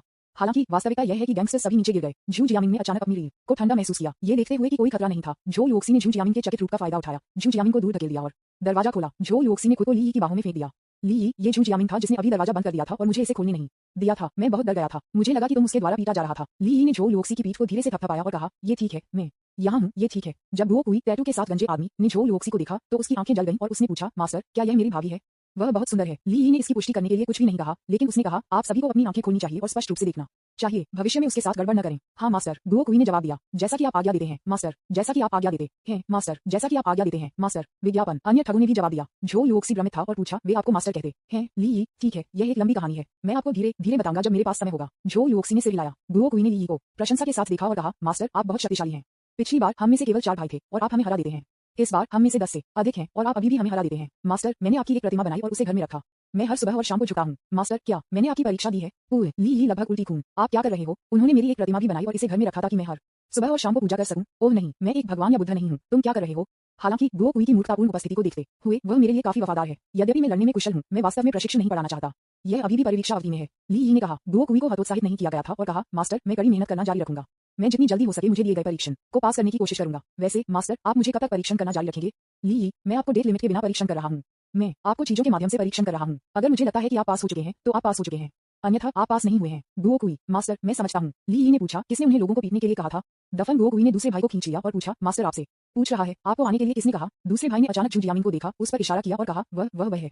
झू जियामिंग ने घबराकर कहा, बकवास, मुझे निंदा करना बंद करो। दूसरा भाई, बॉस, वह है। गुओ कुई चला गया, झू जियामिंग को पकड़ लिया और कहा, मुझे बताओ, क्या तुम वही थे जिसने किसी को मेरे गुरु को पीटने के लिए बुलाया था? झू जियामिंग भी अवाक थे। धिक्कार है, गैंग लीडर के मास्टर ली यी कैसे हो सकते हैं?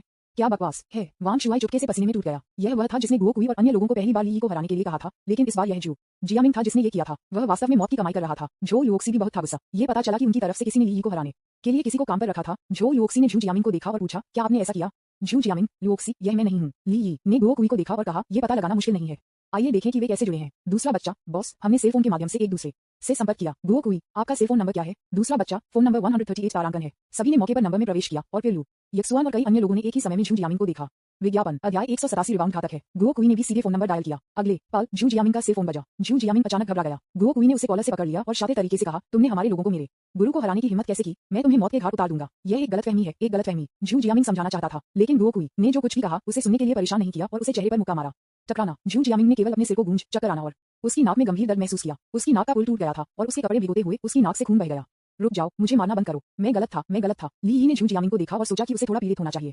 वह गुओ कुई को सिर्फ एक शब्द के साथ रोक सकता था, लेकिन उसने नहीं किया। गुओ कुई ने जू जियामिंग को चेहरे पर थप्पड़ मारा, 5 उंगली के निशान छोड़ दिया और शाप दिया, आप एक बी तारांकन च के बेटे। आप मुझे लगभग मास्टर द्वारा पीटा गया है। मैं आपको मारने जा रहा हूँ। आप एक बी तारांकन सीएच का बेटा। जू जियामिंग ने अपना सिर पकड़ लिया और दया के लिए भीख मांगी। मुझे मारना बंद करो, मुझे वास्तव में पता है कि मैं गलत था। गुओ कुई, आप जानते हैं कि आप गलत हैं, लेकिन आप मेरे गुरु से दया करने और दया के लिए भीख क्यों नहीं मानते? जू जियामिंग तुरंत डराने लगा और ली यी के सामने नीचे गिर गया, चिल्लाते हुए, ली यी, हम दोनों शांचिंग विश्वविद्यालय के पूर्व छात्र हैं। मुझे पता है कि मैं गलत था। कृपया मुझे इस बार क्षमा करें। बोलने के लिए ली यी की प्रतीक्षा किए बिना जो योक्सी ने आगे कदम बढ़ाया। जू जियामिंग पर इशारा किया और कहा, जू जियामिंग, मुझे उम्मीद नहीं थी कि आप ऐसा काम करेंगे।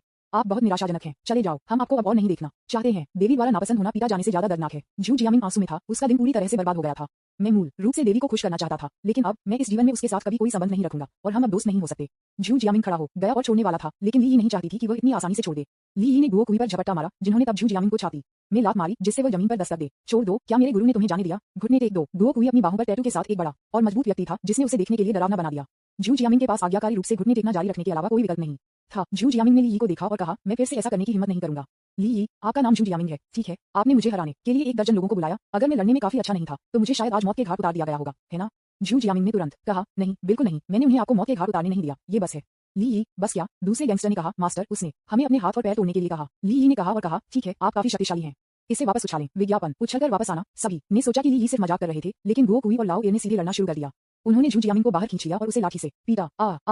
जू जियामिंग लगातार चिल्लाया और उसके हाथ और पैर जल्द ही टूट गए। वांग शुई, ली मिंगहुई और अन्य लोगों को सिर से पैर तक ठंडा लगा। ली यी बहुत क्रूर है। ये वास्तव में वापस उछल गया और जू जियामिंग ने अपने हाथ और पैर तोड़ दिए। अब उसका एक हाथ और एक उसके पैर टूट गए थे। गुओ कुई, जो लंबे समय से अंडरवर्ल्ड में शामिल थे, जानते थे कि ली यी के निर्देशों के बिना क्या करना है। वह नीचे गिरा, जू जियामिंग को देखा और कहा, आपको ये चोट कैसे मिली? जू जियामिंग ने उसे एक भयंकर रूप से देखा और हकलाया, मैं गलती से चलते हुए गिर गया। गुओ कुई, ठीक है, जब आप अगली बार चलते हैं तो सावधान रहें। यदि आप जीवन में गलत रास्ता अपनाते हैं तो ये घातक हो सकता है। जू जियामिंग ने स्वाभाविक रूप से अपने शब्दों में छिपे हुए अर्थ को समझा। अगर वह पुलिस को फोन करने की हिम्मत करता तो वह निश्चित रूप से अच्छी तरह से समाप्त नहीं होता। समझें, मैं समझता हूँ। जू जियामिंग ने सिर हिलाया। ली यी, उसे एक एम्बुलेंस कहो। गुओ कुई, मैं समझता हूँ। हम अच्छे नागरिक हैं जो दूसरों की मदद करने के लिए तैयार हैं। जू जियामिंग अवाक था। आप एक गैंगस्टर हैं। आपने मेरे हाथ और पैर तोड़ दिए और आप अभी भी अपने आप को एक अच्छा नागरिक कहते हैं? गुओ कुई ने 120 डायल किया। फिर ली यी ने वांग शुआई, ली मिंगुई और अन्य लोगों को देखा और कहा, हर कोई, मैं ली यी, कभी भी निष्पक्ष प्रतिस्पर्धा से नहीं डरता है। हालांकि अगर आप मेरी पीठ के पीछे इस तरह की नीच रणनीति का सहारा लेते हैं तो आप उसी भाग्य को पीड़ित करेंगे। मैं कोई दया नहीं दिखाऊंगा। वांग शुई, ली मिंगुई और अन्य स्वाभाविक रूप से समझते थे कि ये शब्द उनके लिए थे। हर कोई बस एक टकटकी में खड़ा था, एक शब्द कहने की हिम्मत नहीं कर रहा था। ली यी के टकटकी ने वांग शुआई और ली मिंगुई पर आराम किया और उन्होंने शांति से और दृढ़ता से कहा, वांग शुआई, ली मिंगुई, क्या आप सही हैं? वांग शुई और ली मिंगुई ने उनके दिलों में भय का एक दर्द महसूस किया। वांग शुई ने कहा, हाँ, आप सही हैं। ली मिंगुई ने भी गूंज लिया, हाँ, मैं सहमत हूँ। जू जियामिंग का बैकस्टैबिंग वास्तव में अनुचित है। इस समय जो योक्सी और अन्य महिला सहपाठियों ने ली यी के उनके विचारों में एक सूक्ष्म परिवर्तन किया था। न केवल वह मार्शल आर्ट में कुशल थे, उन्होंने असाधारण निर्णायकता और व्यक्तिगत आकर्षण भी प्रदर्शित किया, जिससे सभी को खौफ महसूस हुआ। विज्ञापन यहाँ तक कि लू यक्सुआन, जिन्होंने हमेशा ली यी को नापसंद किया था, ने ली यी की सराहना करना शुरू कर दिया। ली यी इतना बकाया है, लुओ शी उसका पीछा कर सकता है, मैं क्यों नहीं कर सकता? मैं इसे भी कर सकता हूँ। लू यक्सुआन को भी झो योक्सी के साथ प्रतिस्पर्धा करने का विचार था। मामला सुलझा लिया गया और सभी ने धीरे धीरे छोड़ दिया। जल्द ही एक एम्बुलेंस आ गई और जू जियामिंग को अस्पताल ले जाया गया। ज्यादातर लोगों ने छोड़ दिया था और अंत में केवल ली यी, झो योक्सी, लू यक्सुआन और झो योक्सी के 3 रूममेट छोड़ दिए गए थे। झो योक्सी ने उन्हें छोड़ने से पहले कुछ और दिनों तक रहने के लिए आमंत्रित किया। कई लोगों ने माउंटेन सिटी में सबसे अधिक अपस्केल विला समुदाय को बहुत पसंद किया और कुछ और दिनों तक रहने के लिए तैयार थे क्योंकि पर्याप्त कमरे थे। रात में जब वे आधे सो रहे थे तो उन्होंने अचानक झो योक्सी को धीरे से फुसफुसाते हुए सुना, जैसे कि वह रो रही थी या हंस रही थी, और एक चमकती आवाज भी थी। लू युक्सुआन, लिनशी, लू मो और तियान तियान ने ध्यान से सुना, तुरंत समझा और उनके चेहरे बह गए। अगले दिन ली यी ने नाश्ता किया और छोड़ दिया। झो योक्सी ने उसे दरवाजे पर ले जाया और पूछा, आप इतनी जल्दी में क्यों छोड़ रहे हैं? ली यी, मेरे पास देखभाल करने के लिए अन्य चीजें हैं। झो योक्सी, वैसे मुझे अपनी फिंगरप्रिंट लेने दो। ली यी ने सिर हिलाया, ठीक है। जल्द ही झो योक्सी ने ली यी की उंगलियों के निशान लिए। अब से ली यी कभी भी आ सकता है। झो योक्सी ने ली यी को कसकर गले लगाया और कहा, ली यी, धन्यवाद। यह सबसे खुशहाल जन्मदिन है जो मैंने कभी किया है। ली यी ने उसे माथे पर चूमा और कहा, अब से हर जन्मदिन पर यह खुश होना चाहिए। झो योक्सी ने सिर हिलाया। ली यी ने अपना फोन उठाया और एक सवारी का आदेश देना शुरू कर दिया। झो योक्सी ने चकला और कहा, क्या आप अभी भी टैक्सी लेने की योजना बना रहे हैं? ली यी, और क्या? झो योक्सी, मैंने कभी भी आपके जैसे एक अमीर आदमी को नहीं देखा है। आप बहुत अमीर हैं, लेकिन आप एक कार भी नहीं हैं। टैक्सी लेना भूल जाते हैं। आपने आज 8 कारें भेजी हैं। मैं उन सभी को कैसे चला सकता हूँ? बस गराज में जाएं और कहीं भी ड्राइव करें। ली यी ने सोचा, हाँ भाई, अब 10 के लायक है वो, वह अभी भी टैक्सी क्यों लेता है? कोई और टैक्सी नहीं, 2 लग्जरी कारें जो उन्होंने खरीदी हैं, प्रत्येक सैकड़ों लाखों अभी तक नहीं आए हैं, इसलिए वह इस समय के लिए झो योक्सी को चलाएंगे। आखिरकार कार होना अधिक सुविधाजनक है। झो योक्सी और ली यी भूमिगत गराज में आए, जहां 8 लग्जरी कारों को बड़े करीने से पार्क किया गया था। प्रत्येक कार बहुत स्टाइलिश और सुंदर लग रही थी। ली यी ने एक त्वरित रूप लिया और तुरंत एक कार से प्यार हो गया। विज्ञापन अध्याय 188 एक पुराने परिचित की बैठक। ली यी ने झो योक्सी को जो 8 कारें दी, वे कुल 360 मिलियन युआन की कीमत थी, जिनकी औसत 40 मिलियन से अधिक युआन प्रति कार थी, लेकिन एक कार सबसे महंगी थी और यह रोल्स रॉयस वृत्त थी। अकेले इस कार की लागत 80 मिलियन है। ली यी न केवल इस कार के लिए आकर्षित थे क्योंकि यह कार्यक्रम स्थल में सबसे महंगा था, बल्कि इसलिए भी कि यह अधिक सामान्य लग रहा था।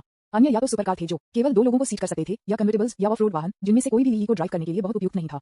ली यी चला गया, रोल्स रॉयस शैडो के सामने छोटे गोल्डन मैन को देखा, उसे अपने हाथ से छुआ और पाया कि यह वास्तव में आरामदायक था। फिर मैं इसे खोलूंगा, ली यी ने कहा। झो लुओक्सी, कोई समस्या नहीं है, बस एक ड्राइव मत करो। क्या आपने यह नहीं कहा कि सप्ताह में 7 दिन यहाँ 8 कारें हैं? हम उन सभी को एक ही समय में चला सकते हैं और हर दिन एक अलग एक है। ली यी ने मुस्कुराते हुए कहा, आप स्मार्ट हैं, ये समझ में आता है। मैं तब ड्राइविंग कर रहा हूँ। झो लुओक्सी को पता था कि ली यी ने उसे एक बाहरी व्यक्ति के रूप में नहीं माना और वह बहुत खुश थी। उसने कहा, यह सही है, ठीक है, जाओ और पहले अपने व्यवसाय का ख्याल रखना। ली यी ने फिर से झो लुओक्सी को चूमा, फिर कार में मिला, इंजन शुरू किया और विला को एक गर्जना के साथ छोड़ दिया। झो लुओक्सी ने उसे दुख के संकेत के साथ छोड़ दिया, खुद को सोचते हुए, मुझे आश्चर्य है कि जब वह बाहर जाएगी तो वह किस लड़की से मिलेगी। हालांकि झो लुओक्सी ने लंबे समय से झाओ किंगचुन और अन्य के अस्तित्व के बारे में जाना था और उन्होंने एक दूसरे को अपने वीचैट समूह में भी जोड़ा था। ली यी इतना बकाया है, वह खुद से कैसे संबंधित हो सकता है? झो लुओक्सी ने अपने सिर को जोर से हिलाया और लिफ्ट को ऊपर ले लिया।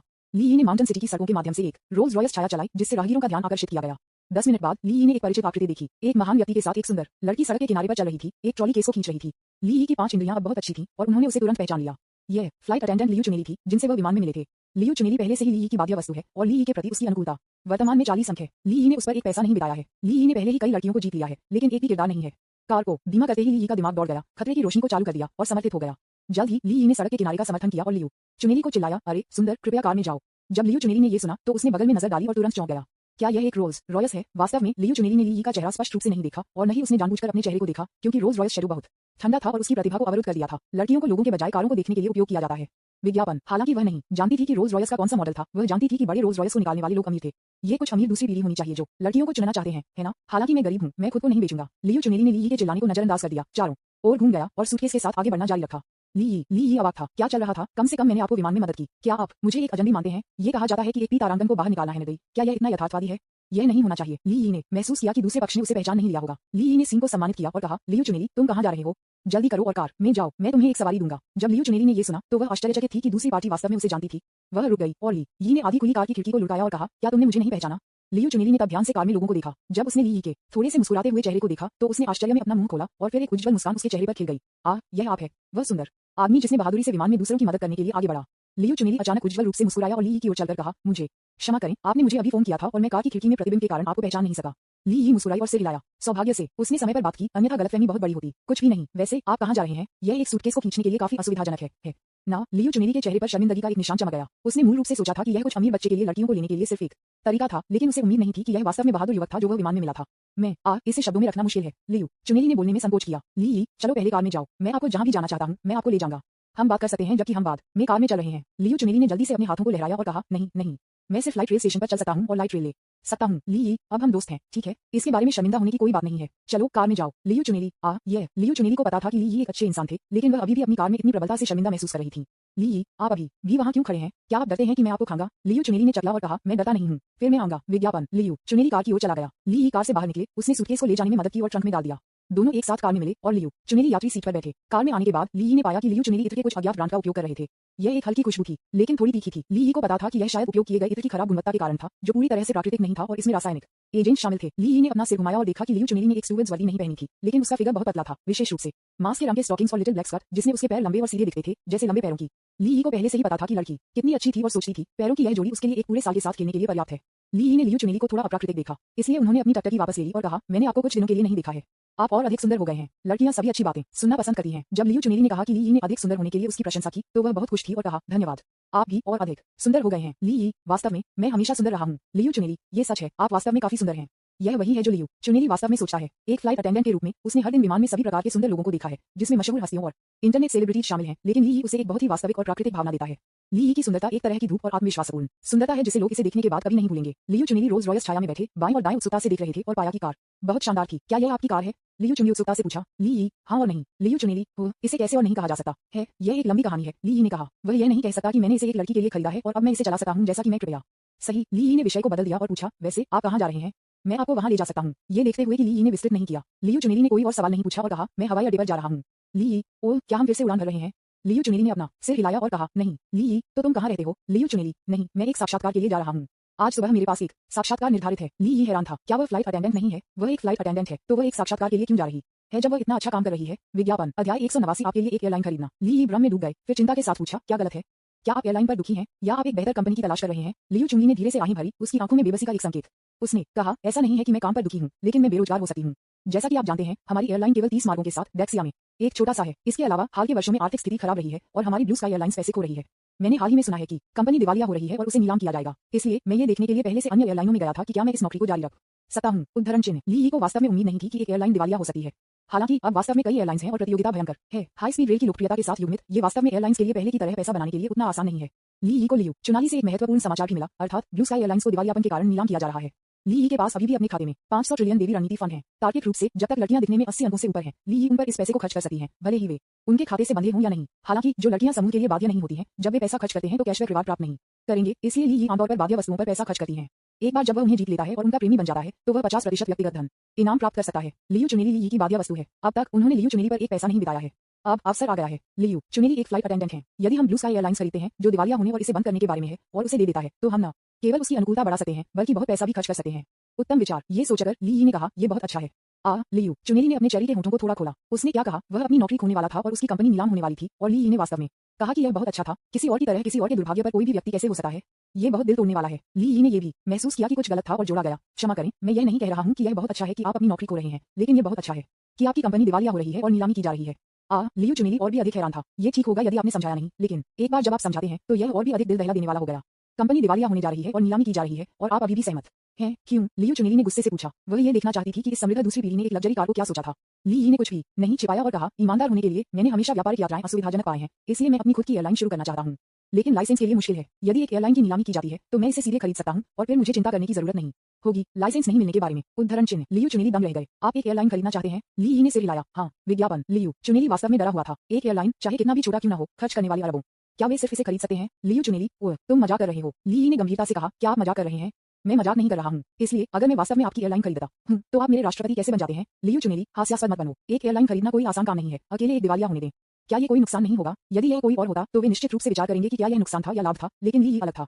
जब तक उन्होंने पैसा खर्च किया वह इसे लाभ मानते थे। पैसे खोने के लिए अधिक नुकसान बेहतर। मैं अब बहुत गरीब हूं कि मेरे पास केवल पैसे बचे हैं। इससे कोई फर्क नहीं पड़ता कि आप कितना खर्च करते हैं। इस बारे में सोचते हुए ली ने लियू चुनेली को देखा और कहा, मैं गंभीर हूं। इससे कोई फर्क नहीं पड़ता कि यह कोई नुकसान है या नहीं। मुख्य बात यह है कि मैं आपको नौकरी की तलाश में भागते हुए नहीं देखना चाहता। लियू चुनेली ने चकित किया और कहा, मुझे एहसास नहीं था कि आप लड़कियों को खुश करने में बहुत अच्छे थे। भले ही आपने जो कहा कि एक परी कथा की तरह लगता है, मैं अभी भी बहुत खुश हूं। धन्यवाद। लियू चुनेली ने ली के शब्दों को एक मजाक के रूप में लिया, क्योंकि ली के प्रति उसकी अनुकूलता अब केवल 40 अंक है, जिसका अर्थ है कि वे सिर्फ साधारण परिचित हैं, सामान्य दोस्त भी नहीं है। इसलिए जब ली ने कहा कि वह उसे नौकरी की तलाश में भागते हुए नहीं देखना चाहती थी, तो लियू चुनेली ने सोचा कि ली मजाक कर रही थी। ली, क्या आपको लगता है कि मैं सिर्फ बकवास बात कर रहा हूं और आपको खुश करने की कोशिश कर रहा हूं? लियू चुनेली मुस्कुराई और कहा, नहीं नहीं, ली बेवकूफ नहीं है और ऐसा लगता है कि वह इस पर विश्वास नहीं करती है। ली को परवाह नहीं है। इससे कोई फर्क नहीं पड़ता कि आप इस पर विश्वास नहीं करते हैं। एक बार जब मैं एयरलाइन खरीदता हूं तो आप स्वाभाविक रूप से इस पर विश्वास करेंगे। वैसे तुम कहाँ रहते हो? मैं तुम्हें घर ले जाऊंगा। लियू चुनेली, मैं एक साक्षात्कार में जा रहा हूँ। ली ने एक पल के लिए सोचा और कहा, ठीक है, मैं तुम्हें वहां ले जाऊंगा। उसे एक साक्षात्कार के लिए जाने देना ठीक है, क्योंकि एयरलाइन इसे पहले खरीद लेगी। ली ने लियू चुनेली को साक्षात्कार के स्थान पर ले जाया, जो एक काफी बड़ी एयरलाइन कंपनी थी जो देश में शीर्ष 3 में स्थान पर थी। इससे पहले कि लियू चुनेली कार से उतरे, ली ने फिर से गंभीरता से कहा, आपको वास्तव में काम की समस्याओं के बारे में चिंता करने की जरूरत नहीं है। मैं आपको उन्हें हल करने में मदद करूंगा। लियू चुनेली ने मुस्कुराया और कहा, मैं आपकी दया की सराहना करता हूँ, लेकिन मैं अभी भी इसे स्वयं आजमाना चाहता हूँ। आखिरकार यह मेरा करियर का रास्ता है और मुझे बहुत अनुभव है, इसलिए मुझे यकीन है कि यह कोई समस्या नहीं होगी। ली ने कुछ और नहीं कहा, बस सिर हिलाया और कहा, ठीक है, सौभाग्य। आपके साक्षात्कार के बाद मैं आपको जश्न मनाने के लिए एक बड़े डिनर के लिए बाहर ले जाऊंगा। विज्ञापन, लियू चुनेली ने कहा, कोई जरूरत नहीं है, आपको पहले जाना चाहिए। हमें नहीं पता कि साक्षात्कार कितना समय लगेगा। ली, ये ठीक है, मेरे पास वैसे भी करने के लिए कुछ भी नहीं है, इसलिए मैं बस आपका इंतजार करूंगा। लियू चुनेली, ये बहुत शर्मनाक है। हालांकि लियू चुनेली ने ये कहा, ली के लिए उनकी पसंद में बहुत वृद्धि हुई। ये लड़का न केवल सुंदर है बल्कि समृद्ध भी है, बल्कि वह थोड़ा डींग मारना पसंद करता है, लेकिन यह उसके दिमाग में ली की बेहतर छवि को प्रभावित नहीं करता है। कब्जा लक्ष्य, लियू चुनेली, अनुकूलता जोड़ 1-0, वर्तमान अनुकूलता 50 अंक। एक ही समय में ली के दिमाग में सिस्टम संकेत दिया। ली खुश थे। उम्मीद के मुताबिक महिलाओं को अधिक धैर्य की आवश्यकता होती है। उसकी अनुकूलता में 10 अंक बढ़ गए। ली ने बेहतर महसूस किया और कहा, ये ठीक है, साक्षात्कार में लंबा समय नहीं लगेगा, आगे बढ़ो, मैं यहाँ आपका इंतजार करूंगा। लियू चुनेली, ठीक है, धन्यवाद। लियू चुनेली कार से बाहर निकले और इससे पहले कि वह कुछ कदम उठाती, उसने देखा कि किसी ने उसे देखा और फुसफुसाते हुए देखा। वाह मेरे भगवान, क्या ये रोल्स रॉयस शैडो है? ये बहुत अच्छा लग रहा है। ये सुंदर महिला कौन है? वह 80 मिलियन से अधिक युवान की एक लग्जरी कार चला रही है। उसका परिवार बहुत अमीर होना चाहिए। ये सुनिश्चित करने के लिए है। वह क्या है हमारी कंपनी में कर रहे हैं? वह एक कार्यकारी की पत्नी नहीं है, वह है कार्यकारी की पत्नी। इतनी छोटी है, आप नहीं समझते हैं, सिर्फ इसलिए कि अधिकारी अपने अर्धशतक में हैं, इस तथ्य को प्रभावित नहीं करते हैं कि उनकी पत्नियां उनके विषमा दशा में हैं। आस-पास के लोगों के फुसफुसाहट को सुनकर लियू चुनेली दम रह गए। कार ई ड्राइव की कीमत 80 मिलियन से अधिक है। वह मदद नहीं कर सकती थी, लेकिन पीछे मुड़कर देखती थी। हाँ, ये रोल्स रॉयस वास्तव में बहुत सुंदर था, लेकिन वह वास्तव में यह इतना महंगा होने की उम्मीद नहीं की। उसने मूल रूप से सोचा था कि कार में 2 या 3 मिलियन खर्च होंगे, लेकिन उसे यह 80 मिलियन होने की उम्मीद नहीं थी, जो बस हास्यास्पद रूप से महंगा था। वह वास्तव में एक एयरलाइन खरीदने की क्षमता नहीं रखता है। क्या वह करता है? लेकिन उससे क्या लेना देना है? कार उसकी नहीं थी और उसके पास कोई पैसा नहीं था। उसने सिर्फ किसी और की लग्जरी कार उधार ली। वह साक्षात्कार के लिए कार्यालय भवन में जल्दी से चली गई। विज्ञापन अध्याय 190 एक चक्कर होना चाहिए। लियू चुनेली इस साक्षात्कार में बहुत महत्व देता है और एक बड़ी एयरलाइन में शामिल होने की उम्मीद करता है। हालांकि आशा जितनी अधिक होगी, निराशा उतनी ही अधिक होगी। उसे साक्षात्कार के कुछ मिनटों के भीतर समाप्त कर दिया गया था। साक्षात्कारकर्ता ने उसे सीधे बताया कि यद्यपि वह ब्लू स्काई एयरलाइंस में एक फ्लाइट अटेंडेंट थी, लेकिन ऐसी छोटी कंपनी देश में शीर्ष 3 एयरलाइनों के साथ तुलना कैसे कर सकती है। एक छोटी कंपनी का फ्लाइट अटेंडेंट केवल यहाँ एक फ्लाइट अटेंडेंट हो सकता है। उसने लियू चुनेली से पूछा कि क्या वह तैयार है। लियू चुनेली के पास सिर हिलाने के अलावा कोई विकल्प नहीं था। सबसे खराब रूप से वह एक फ्लाइट अटेंडेंट के रूप में शुरू कर सकती है। हालांकि एक अन्य साक्षात्कारकर्ता ने कहा कि वह एक नियमित उड़ान परिचय की स्थिति के लिए आवेदन करने के लिए बहुत पुरानी थी। लियू चुनेली बहुत असंबद्ध थे और उन्होंने कहा कि वह केवल अपने 20वां दशा में थी। लेकिन एयरलाइन ने कहा कि वे फ्लाइट अटेंडेंट की भर्ती करना चाहते हैं जो 20 साल से कम उम्र के हैं। लियू चुनेली को उसी तरह समाप्त कर दिया गया था। वह बेहद उदास थी। उसने सोचा था कि वह एक फ्लाइट अटेंडेंट बनने जा रही है और वह निश्चित रूप से साक्षात्कार पास करेगी, लेकिन उसे उम्मीद नहीं थी कि इसे अस्वीकार कर दिया जाएगा और उसे एक साधारण फ्लाइट अटेंडेंट होने का मौका भी नहीं दिया गया था। लियू चुनेली के पास साक्षात्कार के दृश्य को छोड़ने के अलावा कोई विकल्प नहीं था। उदास दिखते हुए उसके सिर के साथ बाहर चला गया। ली यी कार में उसका इंतजार कर रहा था। उसकी अभिव्यक्ति को देखते हुए वह जानती थी कि साक्षात्कार अच्छी तरह से नहीं हुआ होगा। जब ली यी ने लियू चुनेली को अपने सिर के साथ उसकी ओर चलते हुए देखा और उसके चेहरे पर एक उदास नजर थी, तो उसने पहले ही कुछ अनुमान लगा लिया था। उन्होंने सीन को धीरे से सम्मानित किया, कार में लाने के लिए लियू चुनेली को संकेत दिया। लियू चुनेली ने कार का दरवाजा खोला, यात्री सीट पर चढ़ गया और कुछ हद तक कहा, मैं साक्षात्कार में विफल रहा। ली यी ने इस परिणाम का अनुमान लगाया था, लेकिन उसने अभी भी उसे आराम दिया। ये ठीक है, आपकी क्षमता और अनुभव के साथ आप निश्चित रूप से एक बेहतर अवसर पाएंगे। लियू चुनेली ने कहा और कहा, मैंने सोचा कि जब से मैं एक फ्लाइट अटेंडेंट था, मुझे साक्षात्कार प्राप्त करने में कोई समस्या नहीं होनी चाहिए, लेकिन उन्होंने मुझे फ्लाइट अटेंडेंट बनने का मौका भी नहीं दिया। ये बहुत ही बदनाम है। ली यी ने मुस्कुराते हुए कहा, वे अपनी क्षमता के लिए सिर्फ अंधे हैं, लेकिन इसे बहुत गंभीरता से न लें। आखिरकार हर कंपनी की अलग अलग आवश्यकताएं हैं। लियू चुनेली ने सिर हिलाया, लेकिन वह अपने चेहरे पर निराशा को छिपा नहीं सकती थी। ये देखकर ली यी ने विषय को बदलने का फैसला किया और कहा, वैसे क्या आपने यह नहीं कहा कि आपकी कंपनी दिवालिया हो रही है और उसे नीलाम किया जाएगा? मुझे स्थिति के बारे में और बताएं। ये सुनकर लियू चुनेली ने ली यी को आश्चर्य में देखा और कहा, क्या आप वास्तव में इसे खरीदने की योजना बना रहे हैं? मुझे लगा कि आप बस बात कर रहे थे। ली यी ने गंभीरता से कहा, बेशक ये सच है। आप लगभग काम से बाहर हैं। मैं आपको चारों ओर दौड़ते हुए देखने के लिए कैसे सहन कर सकता हूँ? लियू चुनेली ने ली यी की गंभीर अभिव्यक्ति को देखा और महसूस किया। उसने पूछा, तुम मेरे लिए इतने अच्छे क्यों हो? ली यी से छिपाया और कहा, क्योंकि मैं आपको आगे बढ़ाना चाहता हूँ। लियू चुनेली ने चटला और कहा, वास्तव में? ली यी, बेशक। विज्ञापन लियू चुनेली, जरूर, तुम बहुत सुंदर हो, मैं तुम्हें आगे बढ़ाना चाहता हूँ। ली यी, ये बहुत अच्छा है, चलो एक दूसरे का पीछा करते हैं। लियू चुनेली का चेहरा थोड़ा लाल हो गया और अधिकांश अवसर वह महसूस करता था कि वह साक्षात्कार में विफल हो गया था। उसने ली यी को देखा, फिर भी अपने शब्दों को गंभीरता से नहीं ले रहा था। ली यी ने अपने विचार व्यक्त किए और लियू चुनेली ने बेहतर महसूस किया। एक आदमी के रूप में अगर मुझे आपका शरीर नहीं चाहिए, तो क्या मैं आपका शपथ भाई बनना चाहता हूँ? ली यी ने अपने वादे को पूरा किया और उसे एक फ्रांसीसी भोजन के लिए बाहर कर दिया। 20,000 युआन खर्च किया। भोजन खत्म करने के बाद ली यी भी बहुत खुश थे। एक बाध्य वस्तु होना अच्छा था, इसलिए वह एक स्पष्ट विवेक के साथ मुफ्त में खा सकता था। एक दूसरे को जानने के बाद ली यी के प्रति लियू चुनेली की अनुकूलता फिर से बढ़ गई।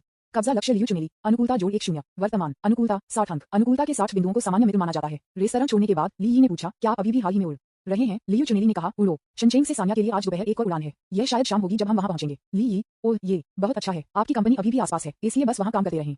लियू चुनेली, हाँ ठीक है, ये पहले से ही 2 बजे है और उड़ान दोपहर में 5 बजे बंद हो जाती है। मुझे हवाई अड्डे पर जाना है। ली यी, चलो चलते हैं, मैं तुम्हें वहां ले जाऊंगा।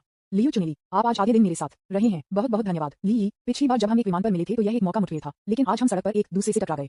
यह भाग्य है, मैं आपके साथ रहने के लिए बहुत खुश हूँ। ओह वैसे मुझे बाथरूम में जाना है, मेरे लिए प्रतीक्षा करें। लियू चुनेली, ठीक है, आगे बढ़ो। ली यी बाथरूम में गए, अपने मोबाइल फोन को चालू किया और लियू चुनेली ने उसे दी गई जानकारी के अनुसार शाम 5 बजे सान्या के लिए ब्लू स्काई एयरलाइंस की उड़ान बुक की। टिकट बुक करने के बाद ली यी ने जांच की और एक सीट चुनी, लेकिन पाया कि केवल 2 खाली सीटें थीं, दोनों ही गलियारे सीटें थीं। ली यी का लक्ष्य लियू चुनाली पर जीतना था, इसलिए ये सबसे अच्छा होगा यदि वह गलियारे का सामना कर रहा था ताकि वह उससे बात कर सके। ली यी ने एक सीट चुनी और फिर छोड़ दिया। दोनों कार में मिल गए और ली यी ने जियांगबेई अंतर्राष्ट्रीय हवाई अड्डे पर पहुंचा। ली यी ने कार को पार्किंग में पार्क किया और फिर लियू चुनेली को प्रवेश द्वार पर चला गया। लियू चुनेली ने कहा, ठीक है, बस इसे यहाँ भेजें। विज्ञापन ली यी, क्या गलत है? क्या आप चिंतित हैं कि अन्य सुंदर लोग हमें देखेंगे और हमारे रिश्ते को गलत समझेंगे?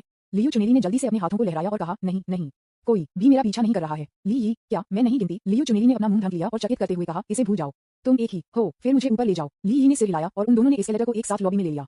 ली यी लियू चुनेली को आश्चर्यचकित करना चाहती थी, इसलिए उसने उसे सुरक्षा चौकी पर जाना देखा। प्रवेश करने के बाद मैं लियू चुनेली के 2 फ्लाइट अटेंडेंट सहयोगियों से मिलने के लिए हुआ। जब दोनों ने ली यी को बाहर देखा तो उनकी आंखें जल गईं। वे लियू चुनेली के पास आए और पूछा, सिस्टर लियू, वह सुंदर लड़का कौन है? वह बहुत सुंदर है, क्या आपको भी पूछने की जरूरत है? ये सिस्टर लियू का प्रेमी होना चाहिए। क्या आपने उसे देखने के लिए हवाई अड्डे पर आते नहीं देखा?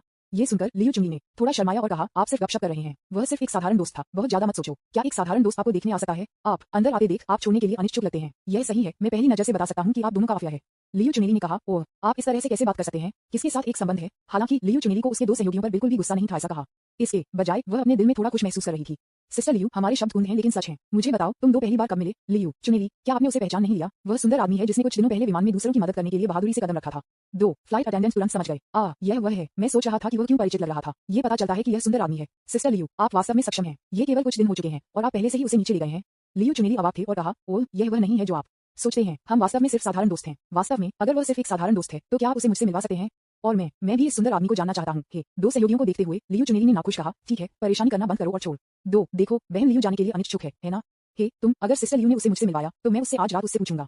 ठीक है, चलो अब इस बारे में बात नहीं करते हैं, चलो जल्दी से चलते हैं, इसलिए हमें देर नहीं होती। लियू चुनेली ने थोड़ा शर्माया, शांत होने का नाटक किया और बात करना बंद कर दिया। अपने सूटकेस के साथ सामने चलना दूसरी तरफ ली यी ने भी कार्रवाई की। वह वीआईपी चैनल में आया और जल्दी से चला गया। विज्ञापन अध्याय 191 में आपको पीछे से समर्थन देता हूँ। टेक ऑफ से कुछ समय पहले अभी भी कुछ समय है और लियू चुनेली और दूसरों को तैयारी करने की आवश्यकता है, जैसा कि ली यी करता है। ली यी का लक्ष्य लियू चुनेली की तुलना में विमान में सवार होना था। एक वरिष्ठ प्रथम श्रेणी के सदस्य के रूप में उन्हें यह विशेषाधिकार मिला, जबकि लियू चुनेली और उनके सहयोगी पूर्व उड़ान की तैयारी करने में व्यस्त थे। ली यी पहले से ही वीआईपी चैनल के माध्यम से विमान में सवार हो चुके थे। वह उस गलियारे की सीट पर बैठ गया जिसे उसने विशेष रूप से चुना था। लियू चुनेली से फिर से मिलने की प्रतीक्षा कर रहा था। ये देखना चाहता था कि उसकी अभिव्यक्ति कितनी अद्भुत होगी। जल्द ही लियू चुनेली और अन्य उड़ान परिचारकों ने विमान में सवार होना शुरू कर दिया। वे वर्दी, मुस्कुराते हुए, पेशेवर और सुरुचिपूर्ण पहने हुए थे। वे विमान में सवार होने से पहले पूरे केबिन की जांच करेंगे। ली यी प्रथम श्रेणी के केबिन में बैठे थे और बहुत विशिष्ट थे। लियू चुनेली ने उसे एक नजर में देखा। पहले लियू चुनेली ने सोचा कि वह चीजों को देख रही है, लेकिन जब वह ध्यान से देखती है तो यह वास्तव में ली यी था। लियू चुनेली जल्दी से चला गया और पाया कि यह वास्तव में वह था। लियू चुनेली दम रह गए। उसका दिल बेतहाशा तेज हो रहा था और वह बेहद हैरान थी। लियू चुनेली की आंखें आश्चर्य में चौड़ी हो गईं और उसने खुशी से पूछा, ली यी, तुम यहाँ क्यों हो? लियू चुनेली ने धीरे से पूछा, कोशिश की उसकी आवाज बहुत उत्साहित न हो। हालांकि ली यी एक नजर में उसकी उत्तेजना देख सकती थी। ली यी ने गैर हंगामा किया और एक मुस्कान के साथ कहा, हो, क्या संयोग है, आप यहाँ मिलते हैं, ये भाग्य है। लियू चुनाली के दिल में एक गर्म भावना बढ़ी। वह जानती थी कि ली यी ने इसे उद्देश्य से किया होगा। आपने टिकट कब बुक किया? आपने विमान में कब सवार किया? मुझे इसके बारे में कुछ भी कैसे पता नहीं है। ली यी, जब मैं एक बहाने के रूप में टॉयलेट का उपयोग कर रहा था। जब लियू चुनेली ने ये सुना तो उसे एहसास हुआ कि ली यी ने इस उड़ान को विशेष रूप से उसके लिए लिया था। उसे गहराई से छुआ गया था। मुझे उम्मीद नहीं थी कि ली यी इतनी रोमांटिक होगी कि उसने भी विमान में मेरा पीछा किया। ली यी ने कहा कि वह मेरे साथ हो करना चाहती थी। क्या यह सच हो सकता है? इस विमान पर उनकी उपस्थिति एक आश्चर्य की बात थी। ली यी के प्रति लियू चुनेली की अनुकूलता फिर से बढ़ी। कब्जा, लक्ष्य लियू चुनेली, अनुकूलता जोड़ 1-0, वर्तमान अनुकूलता 70 अंक। 70 अंकों की अनुकूलता धीरे धीरे प्रेमियों के बीच अनुकूलता की ओर बढ़ रही है। विज्ञापन। लियू चुनेली आश्चर्यचकित और प्रसन्न थे और पूछा, क्या आपके पास कुछ नहीं करना है? क्या आप विमान पर बैठना चाहते हैं और मजे करते हैं? ली यी ने गंभीरता से कहा, मेरे पास कुछ करना है। आपको अधिक देखना मेरा गंभीर व्यवसाय है। लियू चुनेली ने शर्माया और कहा, फिसलन जीभ। ली यी, कैसे करते हैं? तुम्हें पता है कि मैं एक चिकनी बात करने वाला हूँ। जब मैं सो रहा था तो क्या आपने इसे चुपके से आजमाया था? लियू चुनेली ने तुरंत शर्माया और कहा, अरे गंभीर हो? ली यी, मैं गंभीर हूँ। क्या आप आश्चर्यचकित हैं? क्या आप आश्चर्यचकित हैं? लियू चुनेली, क्या आश्चर्य की बात है? ऐसी अप्रत्याशित बात। ठीक है, मुझे अब व्यस्त होना है। ली यी, आगे बढ़ो। लियू चुनेली के सहयोगियों ने स्वाभाविक रूप से ली यी को देखा और उसे सिर हिलाया। 2 फ्लाइट अटेंडेंट्स जो पहले सुरक्षा जांच में मिले थे, सभी ने ईर्ष्या के साथ लियू चुनेली को देखा और कहा, सिस्टर लियू, आप अभी भी कहते हैं कि आपका संबंध नहीं है? उसने आपको विमान में सभी तरह से पीछा किया। मैं बहुत ईर्ष्या करता हूँ। सिस्टर लियू, तुम्हारा प्रेमी बहुत रोमांटिक है। वाह, वह आज रात सान्या में आपके साथ रात बिताने जा रहा है। बस इसके बारे में सोचना रोमांचक है और मेरे खून को उबाल देता है। लियू चुनेली ने उन पर अपनी आंखें घुमाईं और कहा, बकवास करना बंद करो, बस काम पर जाओ। ये कहने के बाद लियू चुनेली ने चारों ओर घूमकर अपना काम जारी रखा, लेकिन उसके मुंह के कोने मदद नहीं कर सकते थे, लेकिन उठते थे और उसका दिल मिठास से भर गया था। जल्द ही वह आने वाले यात्रियों को बधाई देने के लिए बोर्डिंग गेट पर खड़ी हो गई। उसकी मुस्कान इतनी प्यारी थी कि सभी यात्री स्तब्ध थे। वाह, ब्लू स्काई एयरलाइंस बहुत अच्छी है। स्टीवर्डेस बहुत सुंदर हैं, जैसे कि बड़ी एयरलाइंस के रूप में अच्छे हैं। हाँ, उसकी मुस्कान वास्तव में प्यारी है। इस उड़ान ने मुझे बहुत बेहतर महसूस कराया है। लियू चुनेली की मुस्कान ने भी यात्रियों को बोर्ड पर खुशी दी। जैसे ही यात्री एक के बाद एक विमान में सवार हुए, केबिन धीरे धीरे जीवंत हो गया। लियू चुनेली सीटों के बीच आगे बढ़ने में व्यस्त थे, ये सुनिश्चित करते हुए कि प्रत्येक यात्री को आराम से समायोजित किया गया था। ली यी प्रथम श्रेणी के केबिन में बैठे लियू चुनेली की हर कदम को उनकी आंखों में प्रशंसा के साथ देखा। फ्लाइट अटेंडेंट, खासकर जब वे वर्दी पहने होते हैं तो स्टॉकिंग्स की जोड़ी उनके पैरों को लंबा और पतला दिखती है, जो वास्तव में आंखों को प्रसन्न करती है। लियू चुनेली का दिल तेज हो रहा था और वह जानबूझकर या अनजाने में गुप्त रूप से देखती थी कि ली यी क्या कर रही थी, लेकिन हर बार उसने पाया कि ली यी उसे घूर रही थी। इसने उसे खुश कर दिया और उसका दिल बेतहाशा तेज हो रहा था। वह कभी प्यार में नहीं रही है और यह नहीं जानती कि यह कैसा लगता है, लेकिन अब उसे लगता है कि वह प्यार में हो सकती है क्योंकि वह शर्मा जाती है और जब वह ली यी को देखती है तो उसका दिल तेजी से धड़कता है। लियू चुनेली ने खुद को शांत करने की पूरी कोशिश की। विज्ञापन। विमान के उड़ान भरने और क्रूजिंग चरण में प्रवेश करने के बाद लियू चुनेली ने आखिरकार आराम का पल दिया। वह प्रथम श्रेणी के केबिन में आई थी और ली यी को चाय परोसने वाली थी, लेकिन उसने पाया कि वह उसे मुस्कुराते हुए देख रहा था और उसकी आंखें उसके विचारों के माध्यम से देखने में सक्षम थीं। क्या गलत है? तुम मुझे इस तरह क्यों देख रहे हो? लियू चुनेली ने शांति से पूछा। ली यी धीरे से मुस्कुराया और फुसफुसाया, मैं सिर्फ आपको और देखना चाहता हूँ। आखिरकार इस तरह के कई अवसर नहीं है। लियू चुनेली के गाल फिर से बह गए। उसने चाय सौंप दी और धीरे से कहा, धन्यवाद। वास्तव में मैं आज साक्षात्कार में विफल रहा और बहुत उदास महसूस कर रहा था, लेकिन विमान पर आपकी अचानक उपस्थिति ने मुझे बहुत गर्व महसूस कराया। ली यी अपना हाथ पकड़ना चाहती थी, लेकिन लियू चुनेली ने उस पर झपकी ली, जिसका अर्थ है कि वे एक विमान में थे और उसे प्रभाव के बारे में सावधान रहना चाहिए। उसने चकमा दिया और ली यी ने अपना हाथ नहीं खींचा। ली यी को परवाह नहीं थी। वह अब लड़कियों के विचारों को समझने में बहुत अच्छा था। लियू चुनेली की प्रतिक्रिया और उसके प्रति उसकी बढ़ती अनुकूलता को देखकर ली यी को पता था कि लियू चुनेली बच नहीं सकते हैं और वह निश्चित रूप से उसे पकड़ने में सक्षम होंगे। ये केवल समय की बात थी। बेशक ली यी नहीं चाहते थे कि चीजें बहुत जल्दी प्रगति करें। आखिरकार उन्होंने लियू चुनेली पर ज्यादा पैसा नहीं खर्च किया। उन्होंने केवल 20,000 युवाओं को भोजन के लिए इलाज करने के लिए खर्च किया। अगर हम उससे इतनी जल्दी छुटकारा पा लेते हैं तो हमें एक बड़ा नुकसान होगा। ली यी ने कहा, मैं चाहता हूं कि आप हर समय खुश रहें। साक्षात्कार को विफल करने का मतलब यह नहीं है कि आप अच्छे नहीं हैं, पर्याप्त है। इसका मतलब है कि अवसर आपके लिए सही नहीं है। चिंता मत करो, जब तक आपको मेरी जरूरत हो तब तक मैं हमेशा तुम्हारे लिए रहूंगा। लियू चुनेली ने ली यी की चिंता महसूस की और उसके दिल में भावनाओं का एक अभूतपूर्व स्पर्श महसूस किया। अच्छा आपको धन्यवाद। अचानक लियू चुनेली को लगा कि कुछ गलत है। पीछे से मेरा समर्थन करें। लियू चुनेली ने अचानक ली यी को पीछे से उसका समर्थन करने की कल्पना की। उसका चेहरा तुरंत बह गया और वह फुसफुसाया, आप गुंडे। ली यी, मैं एक गुंडे क्यों हूँ? लियू चुनेली, मुझे परवाह नहीं है, आप एक गुंडे हैं। ली यी अवाक था। मैंने सब कुछ किया और आप मुझे एक गैंगस्टर कहते हैं? मैं आपको कुछ दिनों में दस्तक दूंगा और आपको देखने दूंगा कि एक असली गैंगस्टर क्या है। लियू चुनेली ने उसे एक पेड़ डाला और चला गया। ली यी के बगल में बैठना एक मध्यम आयु वर्ग का आदमी था जो चश्मा पहने हुए था। वह अपनी आंखें बंद होने के साथ आराम करने का नाटक कर रहा था, लेकिन वह वास्तव में ली यी और फ्लाइट अटेंडेंट के बीच बातचीत को सुनने की पूरी कोशिश कर रहा था। जब फ्लाइट अटेंडेंट आसपास नहीं था तो उसने गुप्त रूप से ली यी से पूछा, अरे युवा आदमी, मेरे पास आपसे पूछने के लिए कुछ है।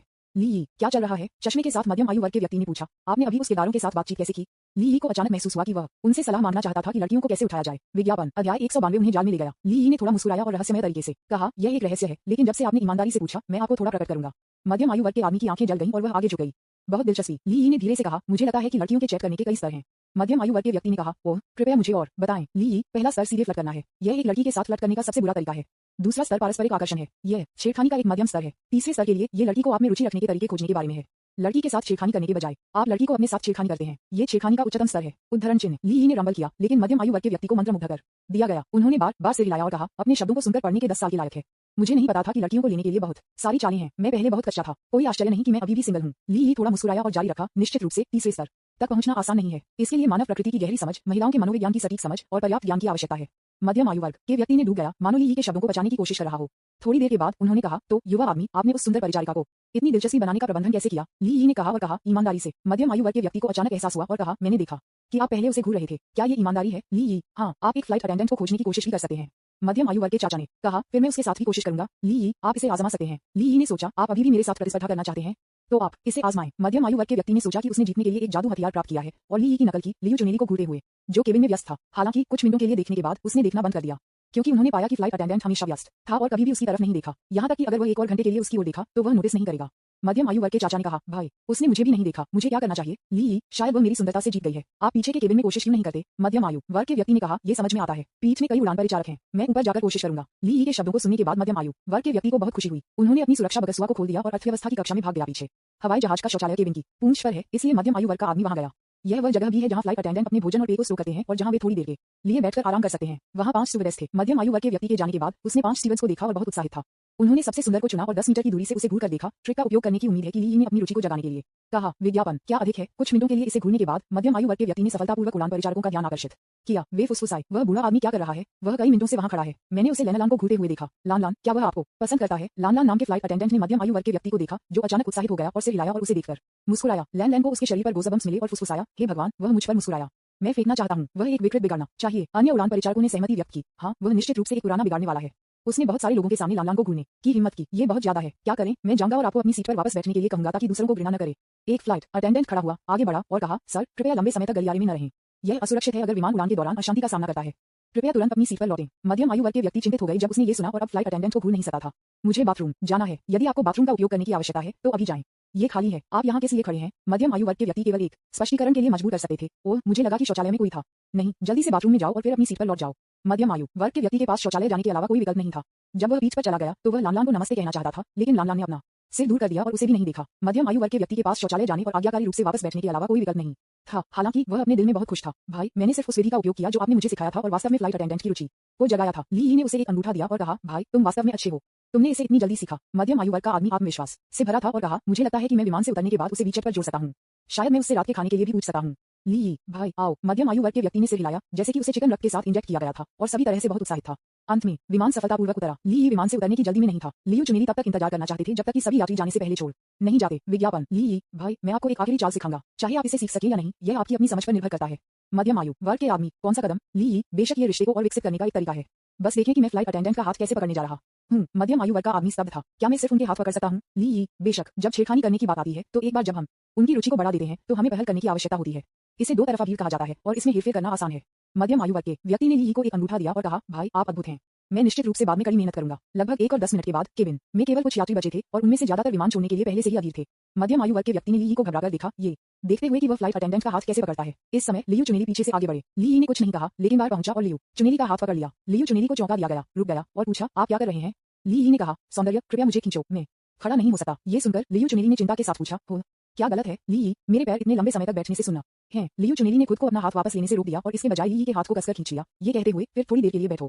जब आप बेहतर महसूस करते हैं तो उठो। ली, ठीक है। ली ने फिर लियू चुनेली के हाथ को जाने दिया, उसे अपनी नाक की नोक पर डाल दिया और उसे सूंघा, जैसे कि वह इसका आनंद ले रहा था। ली ने मध्यम आयु वर्ग के चाचा को देखा और कहा, चाचा, क्या आपने इसे सीखा है? मध्यम आयु वर्ग के आदमी ने सिर हिलाया, मुझे मिल गया, मुझे देखो। उन्होंने तुरंत आइजल सीट ली। लंबे समय के बाद फ्लाइट अटेंडेंट जिसे वह पसंद करता था, जिसका नाम लान था, पीछे से आया। मध्यम आयु वर्ग के व्यक्ति ने ली की नकल की और एक शब्द कहे बिना लान का हाथ पकड़ने के लिए पहुंच गया। लान चौंका हुआ था। ये स्पष्ट रूप से देखने के बाद कि यह मध्यम आयु वर्ग का व्यक्ति था जो उस पर झांक रहा था। लान बाहर पहुंचा और उसे चेहरे पर थप्पड़ मारा। टकराना एक कुरकुरा ध्वनि थी जिसने मध्यम आयु वर्ग के व्यक्ति को स्तब्ध कर दिया। विज्ञापन। अध्याय 193, बिगाड़। इसके बारे में भी मत सोचो। मध्यम आयु वर्ग के आदमी। मध्यम आयु वर्ग के आदमी का सिर गूंज रहा था। क्या चल रहा है? उस आदमी ने सफलतापूर्वक फ्लाइट अटेंडेंट का हाथ पकड़ लिया, लेकिन जब मैं आगे बढ़ा तो मैं थप्पड़ मारा। मध्यम आयु वर्ग के व्यक्ति ने जल्दी से अपने हाथ से जाने दिया। लैन गुस्से में चिल्लाया, तुम पुराने बदमाश, तुम क्या कर रहे हो? कुछ सम्मान दिखाओ। मध्यम आयु वर्ग के व्यक्ति ने ली के बहाने की नकल की और कहा, क्षमा करें, मैं खड़ा नहीं हो सकता, मैं बैठने से सुन्न हूँ, क्या आप मेरी मदद कर सकते हैं? लैन ने कहा, क्या आप मुझसे मजाक कर रहे हैं? क्या बैठे अपने पैरों को सुन्न कर सकते हैं? मैं आपको चेतावनी दे रहा हूँ, अगर आप फिर से कुछ भी गलत करने की हिम्मत करते हैं तो मैं पुलिस को फोन करूंगा और आपको अभद्र हमले के लिए रिपोर्ट करूंगा। मध्यम आयु वर्ग के व्यक्ति तुरंत डरपोक हो गए और कहा, नहीं नहीं, फिर नहीं। लानलान ने उस पर ध्यान दिया और चले गए। मध्यम आयु वर्ग के चाचा ने कहा, भाई मैं ली, इस ट्रिक को अधिक अभ्यास की आवश्यकता होती है। एक बार जब आप विमान से उतर जाते हैं तो बस अधिक लड़कियों के साथ अभ्यास करें। मध्यम आयु वर्ग के आदमी, नहीं, मुझे डर है कि बहुत अधिक अभ्यास करना मुझे जेल में डाल देगा। ली, ये कैसे हो सकता है? आपने सार नहीं सीखा है। मध्यम आयु वर्ग के आदमी, ठीक है, जब मेरे पास समय होगा तो मैं अभ्यास करूंगा। धन्यवाद। मध्यम आयु वर्ग के व्यक्ति ने भी विमान से उतर गए। हालांकि वह नहीं छोड़ा, वह ये देखना चाहता था कि क्या ली और फ्लाइट अटेंडेंट के बीच कोई और विकास होगा। फिर उसने अपनी आंखें चौड़ी कर दी और ली और स्टूवर्ड्स को बात करते हुए देखा और हंसते हुए कहा कि वे एक दूसरे के बहुत करीब एक साथ चले गए। मध्यम आयु वर्ग के व्यक्ति की मानसिकता रह गई घास। ये सच है कि मास्टर आपको दरवाजे पर ले जाता है, लेकिन अभ्यास आपके ऊपर है। यह आदमी इतनी जल्दी सबसे सुंदर परिचारिका को बहकाने में सक्षम था, मैं इतनी जल्दी क्यों विफल रहा? ली ने मध्यम आयु वर्ग के चाचा को भी देखा और पूछा, अरे चाचा, आपने अभी तक क्यों नहीं छोड़ा? मध्यम आयु वर्ग के व्यक्ति केवल अजीब तरह से मुस्कुरा सकते थे और कहा, ओह, एक ब्रेक ले लो, जाने से पहले एक ब्रेक ले लो।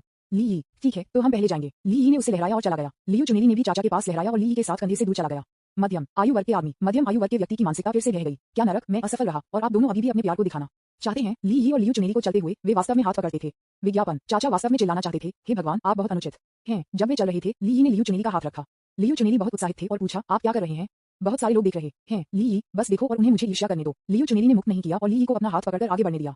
लियू चुनेली की अनुकूलता ली की ओर फिर से बढ़ गया। कब्जा लक्ष्य लियू चुनेली, अनुकूलता जोड़ 1-0, वर्तमान अनुकूलता 80 अंक। 80 अंकों की अनुकूलता पहले से ही एक औसत युवा जोड़े की अनुकूलता है। हम कहाँ जा रहे हैं? लियू चुनेली ने शर्मीली से पूछा। ली, चलो एक कमरा मिलता है। लियू चुनेली, लियू चुनेली दंग रह गए। क्या वह इतना प्रत्यक्ष है? तुरंत एक कमरा प्राप्त करें, क्या ये बहुत जल्दबाजी नहीं है? लियू चुनेली ने ली के हाथ को हिलाया और कहा, बिगाड़। ली, क्या तुमने गलत समझा? समय को देखो, ये पहले से ही 11:30 बजे है।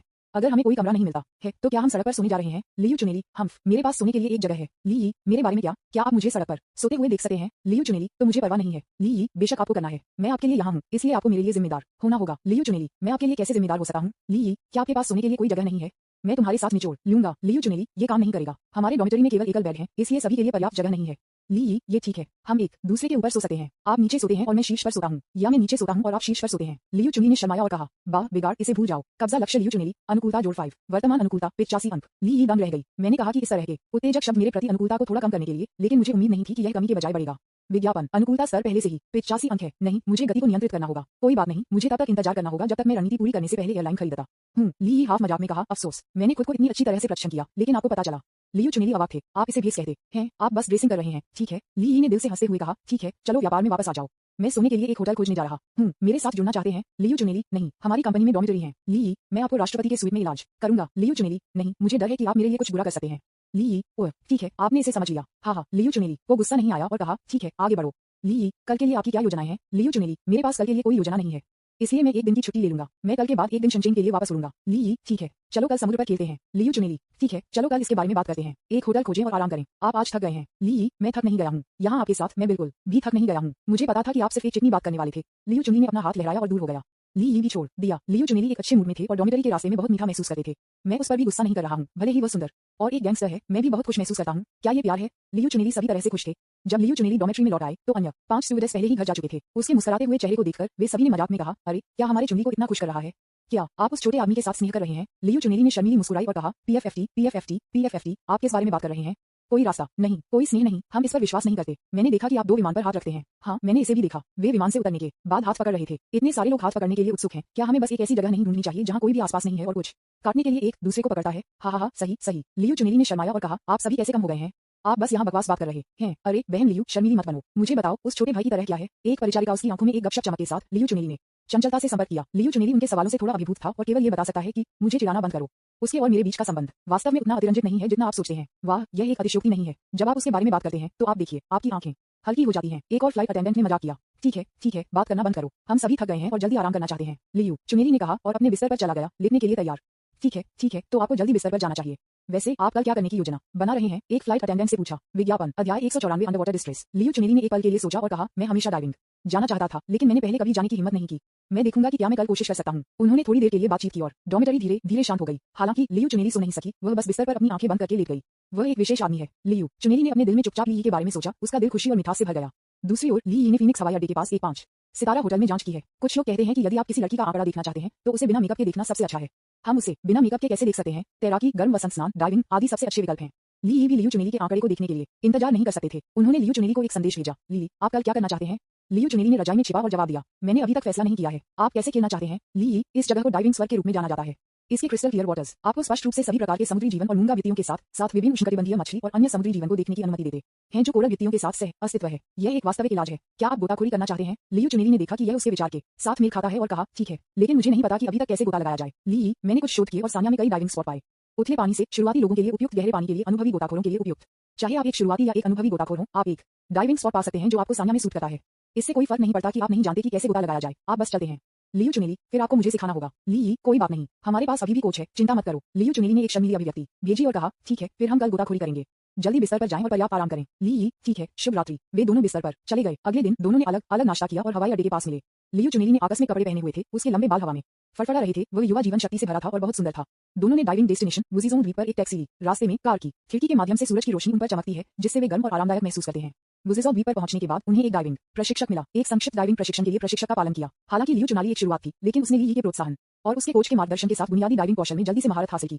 विज्ञापन, पानी में प्रवेश करने के बाद उन्हें लग रहा था कि एक पूरी नई दुनिया में प्रवेश किया है। रंगीन मूंगा भित्तियां, विविध उष्णकटिबंधीय मछली, इत्मीनान से समुद्री कछुए, ये सब हैरान और उन्हें चकित कर दिया। लियू चुनेली बहुत उत्साहित थे। ली, उस कछुए को देखो। लियू चुनेली ने उत्साह से कहा, एक कछुए की ओर इशारा करते हुए, दूर नहीं। ली, देखो, वहां पर मछली का एक स्कूल है। वाह, इस खूबसूरत कोरल रीफ को देखो। वास्तव में ली भी बहुत उत्साहित थे। यह उनकी पहली बार गोताखोरी भी थी और पहली बार उन्होंने इतनी सुंदर पानी के नीचे की दुनिया को देखा। जब दोनों थोड़ी देर के लिए किनारे के पास गोता लगाते थे तो कोच ने उनसे संपर्क किया और कहा, मैं देख रहा हूं कि आपने बहुत जल्दी डाइविंग में महारत हासिल कर ली है। क्या आप एक नाव से गोताखोरी करना चाहते हैं? ये बहुत अधिक मजेदार है। डाइविंग को आमतौर पर किनारे डाइविंग और बोट डाइविंग में विभाजित किया जाता है। शोर डाइविंग आमतौर पर सीधे तट से की जाने वाली डाइविंग गतिविधियों को संदर्भित करता है। तट डाइविंग के लिए डाइविंग स्पॉट आमतौर पर तट के करीब होते हैं और मूल रूप से डाइविंग को तट से 100 से 500 मीटर की दूरी पर पानी में किया जाता है। बोट डाइविंग का मतलब है कि गोताखोर एक विशिष्ट डाइविंग स्पॉट में एक नाव लेते हैं और फिर नाव से गोता लगाने के लिए पानी में कूदते हैं। बोट डाइविंग तट से दूर है क्योंकि इसमें विशिष्ट समुद्री क्षेत्रों या कोरल रीफ क्षेत्रों तक पहुंचने की आवश्यकता होती है, जो आमतौर पर तट से कई किलोमीटर दूर होते हैं। लियू चुनेली मजे कर रहे थे और कहा, ठीक है, चलो नाव गोताखोरी करते हैं। ली ने पूछा, क्या आप इसे संभाल सकते हैं? लियू चुनेली, हम मुझे कम मत समझो, मैं अच्छी शारीरिक स्थिति में हूँ, कोई समस्या नहीं है। ली, ठीक है, चलो थोड़ी देर के लिए गोता लगाएं। यदि आप थक जाते हैं तो हम सतह पर रहेंगे। लियू चुनेली, हाँ। ली ने देवी रणनीति के साथ पैसे का भुगतान किया और एक नाव ने उन्हें समुद्र में खींच लिया। कोच ने पीछा किया। नाव लहरों में लगातार आगे बढ़ी, उन्हें हलचल वाले तट से दूर ले गई और अधिक रहस्यमय पानी के नीचे की दुनिया की ओर बढ़े। जैसे ही जहाज धीरे धीरे तट से दूर चला गया, पानी साफ हो गया और सीबेट की रूपरेखा को स्पष्ट रूप से देखा जा सकता है। लियू चुनेली ने ली के हाथ को कसकर पकड़ लिया। दोनों उत्साहित और थोड़ा घबराया। अंत में नाव एक उपयुक्त डाइविंग स्पॉट पर पहुंची। प्रशिक्षक ने उन्हें डाइविंग उपकरण पर रखने में मदद की और उन्हें सिखाया कि कैसे सांस लें और इसका सही उपयोग करें।